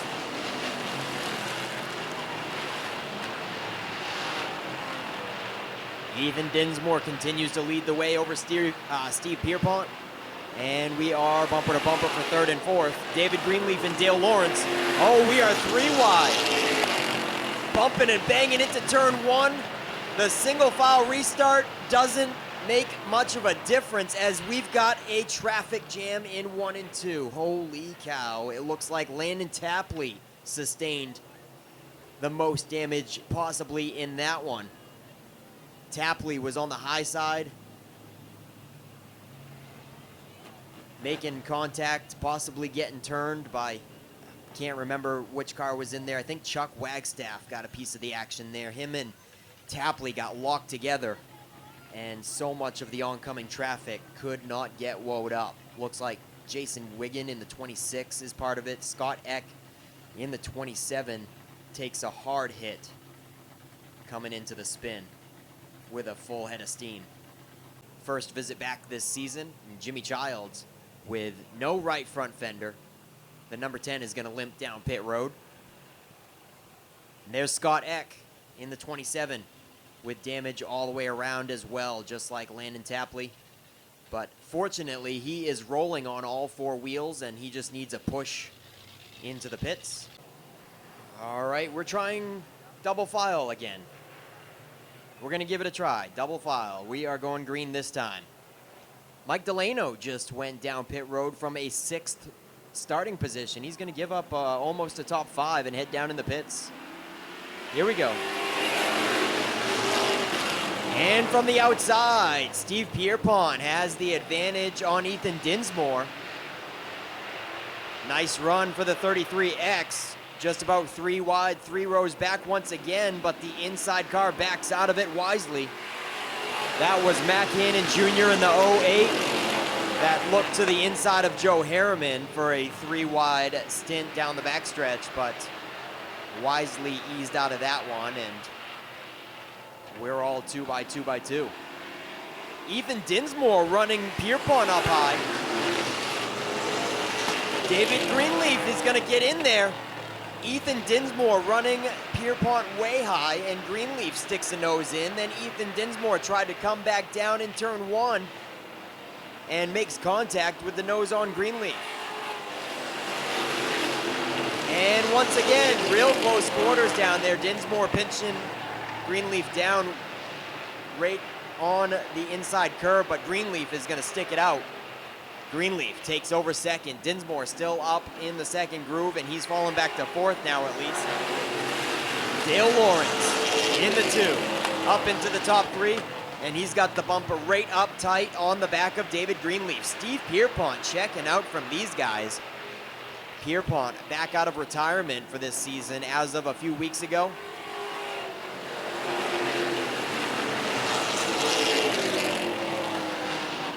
David Greenleaf racing in defense mode as they are stacking up behind him.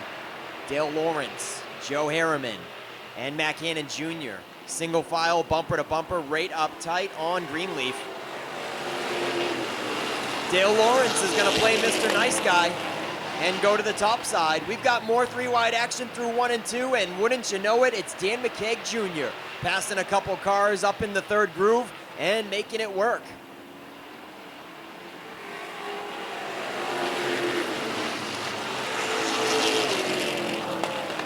Dale Lawrence unable to make the pass on Greenleaf in the 2nd groove, so he will resort back to single file, and he looks like he's trying to get Greenleaf up off the bottom. Joe Harriman and Matt Hannon Jr. side by side behind them. Matt Hannon Jr. making slow progress in the 2nd groove, and he might complete the pass on Harriman and move on to Dale Lawrence. Matt Hannon Jr. making some progress. Car number 08.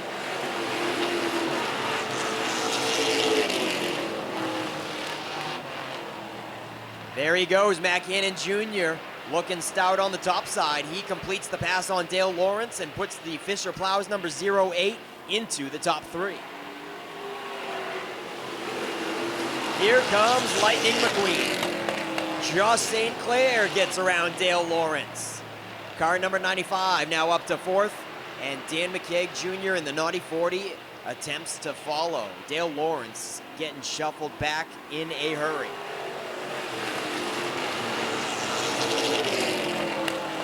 Everybody ganging up on him, getting around Dale Lawrence on the top side. Dan McKeag Jr. completes the pass. And Dale Lawrence will be back to 6th.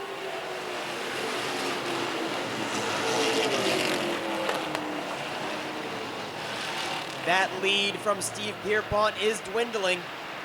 The 33X is getting reeled in by Matt Hannon Jr. and David Greenleaf. Matt Cannon Jr. goes around Greenleaf on the top side and clears to get down to the bottom. Steve Pierpont's lead is closing up in a hurry. We've got a spin in turn 3 though. And a little quick to the trigger on the yellow. We've got a yellow out for the spin in turn 3 that probably was unnecessary. Sean Emery in the 13 goes to the hot pits. Steve Pierpont and Matt Cannon Jr. looking for the green flag this time around. Row 2, David Greenleaf and Josh St. Clair. Dan McKeag Jr. and Dale Lawrence, row 3.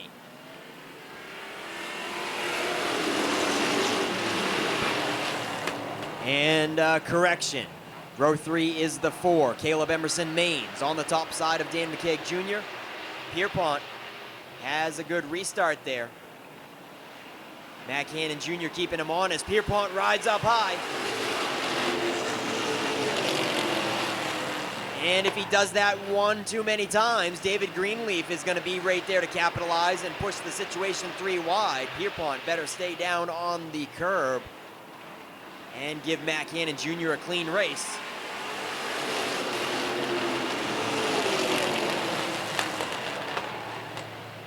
Riding up still just a bit. Steve Pierpont moving up off the inside. Running Matt Cannon Jr. up there, not really giving him a good line. 9 laps to go. Matt Cannon Jr. having a tough time out there with Pierpont not staying close down on the curb.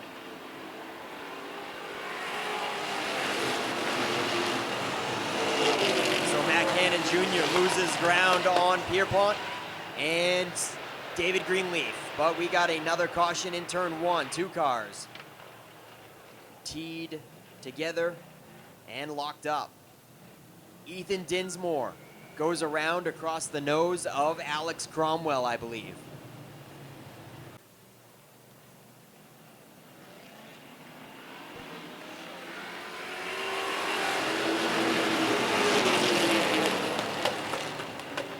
Zach Emerson clears Dan McKeag Jr. as well as Greenleaf now. He's working on him. That restart certainly worked out well for Zach Emerson.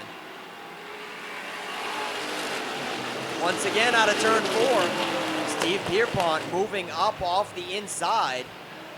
Not really giving Matt Cannon Jr. a fair chance. So here comes Josh St. Clair 3 wide, threading the needle. St. Clair surprisingly doesn't try the inside on Pierpont with as much room as he's giving. St. Clair goes to the top. Matt Cannon Jr. might be giving Pierpont the bumper a little bit. Yeah, there they go into 3, almost 3 wide. Matt Cannon Jr. had enough on the top side, so 3 wide action up front. Pierpont better know that he is in the middle of a 3 wide situation and give proper adequate room. He does. Matt Cannon Jr. completes the pass. We got 5 to go. This time at the line, it's now 4 to go. And Matt Cannon Jr. is your new leader.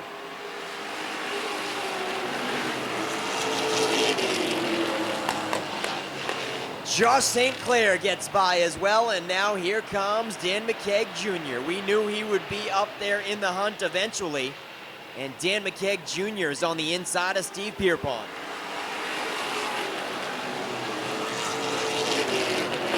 Zach Emerson in 5th. The 23 rounds out the top 5. We've got 2 laps to go as Josh St. Clair makes a charge to the top side.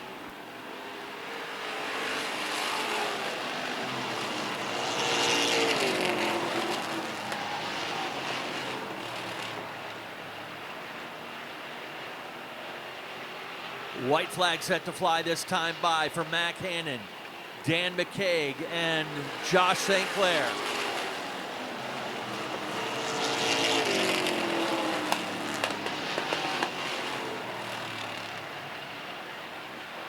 One more try on the outside as the checkers are ready to fly. Hannon will get the win. McKeag is second.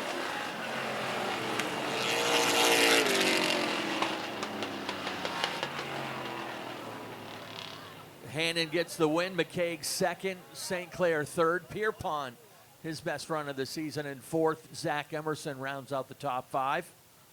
All right, we're down here with Josh Sinclair. Not where you want to be, not where you deserve to be, third place, but great job tonight. I mean, you wheeled that thing. That was a tough race, and talk a little bit about it. Yeah, I mean, with his speed in the practices all morning long or all day long, I knew Dan was going to be tough to beat. So I had a feeling first one of us up through the pack might have the shot at the win. And I think it was right. At the end there, got run a little excessively wide there, not let them all sneak in. But that's street stock, and I'm not complaining. It's fun. We had a good time. I like top of 3, but she was close. It's a long ways from the back of that place. Yeah, and I mean, cost himself a podium. Yeah, that's, again, I think he wanted it pretty bad. So that's what you do, whatever it takes. You know, Austin Dillon did it, so what the hell? Yeah, no, yeah, yeah, whatever. So hey, we're sponsoring tonight. This is she's not a kart racer, but she's one of our big supporters. She got a bronze medal for you, and she doesn't know what they do, so you got to help her. You got to get down there so she can pin that on you. So you got to put it right on his head, just like they do. Yeah, big head. Yeah, so there you go. Yeah, a lot of energy. Yep, she ain't lost. So, and then she got a nice little, hey, Brina Joe here. You got to give him his trophy now. Thank you. What do you say? Congratulations, Josh. Congratulations, Josh. Oh, yeah. Where do you get this energy?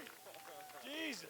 But great job, Josh. I was wondering, 2 races tonight. I said, if I don't see Josh Sinclair out here in Victory Lane, it ain't going to be a good week over at Dave's World.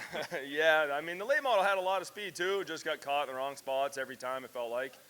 If they had passing points and money, I'd have done all right in that race, I think. But, you know, it's just some nights it's yours and some nights it's not. So we'll. Great attitude to have. Yeah. Good job, bud. Thank you. All right, now we're down here with Dan McCaig. And, man, I mean, at lap 7, when you were at the back and they were single filing it, you said, well, we're just going to ride this one out. But things changed around. They had a big wreck, and you just wheeled this thing and you pedaled it. Yeah, I mean, the car was great all day, and I think we had the winning car. Just things fell into place, and I don't know, just that 2 wide, I don't know how it was like 5 to go. I just had to make a move, and it stuck up there. So, yeah, I'll take P2 any day, and car's been on rails, so it's been great. No, great job by you, and we got a silver medal here. Jocelyn's going to pin that on you, just like they do in the Olympics, Bub, and then pretty unique to add. And I've been over to the shop there, and one of the coolest things is the McCaig family, and they put all the trophies that you guys have collected over the years from not only you, your brothers probably added 1 or 2 in there, your mother, your father, your grandfather, and this family is, when I talk about first class and what they've given to the sport of auto racing over the years, and now you're all up here calling Wiscasset home, and it was a pleasure to be here tonight, and I was hoping that I would get to talk to you in Victory Lane, because this is a special moment for me. I've talked to your dad, your grandfather, your mother at these events, and to be able to talk to you, it's a very special night. So congratulations to all of you and the McCaigs, and you're carrying on the tradition, and I know you're doing the family proud, so keep after it, bud. Thank you, thank you. Thank you. And now let's go catch up with our winner. Mac, you worked for it. And I don't know what they say on the radio, but they had to say they were coming. So if you're going to go get it, go get it. We finally hit something. We just kind of threw some stuff at it. The last few laps, I knew Dan and Josh were right there. So we just kind of backed the corner up, saved it. You know, we threw something big at it before the feature because it was really tight. So I said, well, we'll just keep going the same direction, a little bit bigger move this time, and we'll figure something out, and hopefully she's got some traction. And, man, this thing was awesome, even on the outside. Yeah, I'm just super pumped. No, it's anytime you win and you look back behind you and who you beat. I mean, you didn't beat Sluggo and Spokes the Clown. You beat 2 class acts and 2 tough competitors. Oh, absolutely. Those guys are awesome to race with. You know, Little Dan's just been on fire this year to beat him. Knowing we went 30 laps and I still beat him. Yeah. So, I mean, he's been taking the last couple real close. And, yeah, I don't know. Super pumped for everybody. It's a pretty rough race out there, so stinks seeing all the guys get tore up. So hopefully they're back in a couple weeks and we keep this car count. Well, we got some special things for you. This is Johnny Doucette, one of our young competitors. You got a gold medal. You got to ring that on your neck there. Oh, absolutely. You know, I know we've all had our necks rung, but now you got a gold medal. And one of the things that we do over there is when the kart racer wins their first kart race of the year, we give them a custom LST Motorsports flag. So we brought some flags here, and all our young racers that have their karts on display all signed them, you know, and some of them are 5, 6 years old. Oh, so yeah. They ain't fancy signatures, but you get a little flag and a little unique trophy from us. So really appreciate that, and congratulations to you and your team. So great job by all of you guys. Thank you, Ken, for welcoming us tonight. And I know all our kart racers had a great job being involved with, once again, Wiscasset Speedway. Very class act, very great facility to be involved with, and we thank all of you for making us feel really welcome. All right, thank you very much, Steve Perry. And again, check out mainlykarting.com on the web for all their information on their great program up there in Richmond. And we'll see you guys next Saturday night here at Wiscasset Speedway.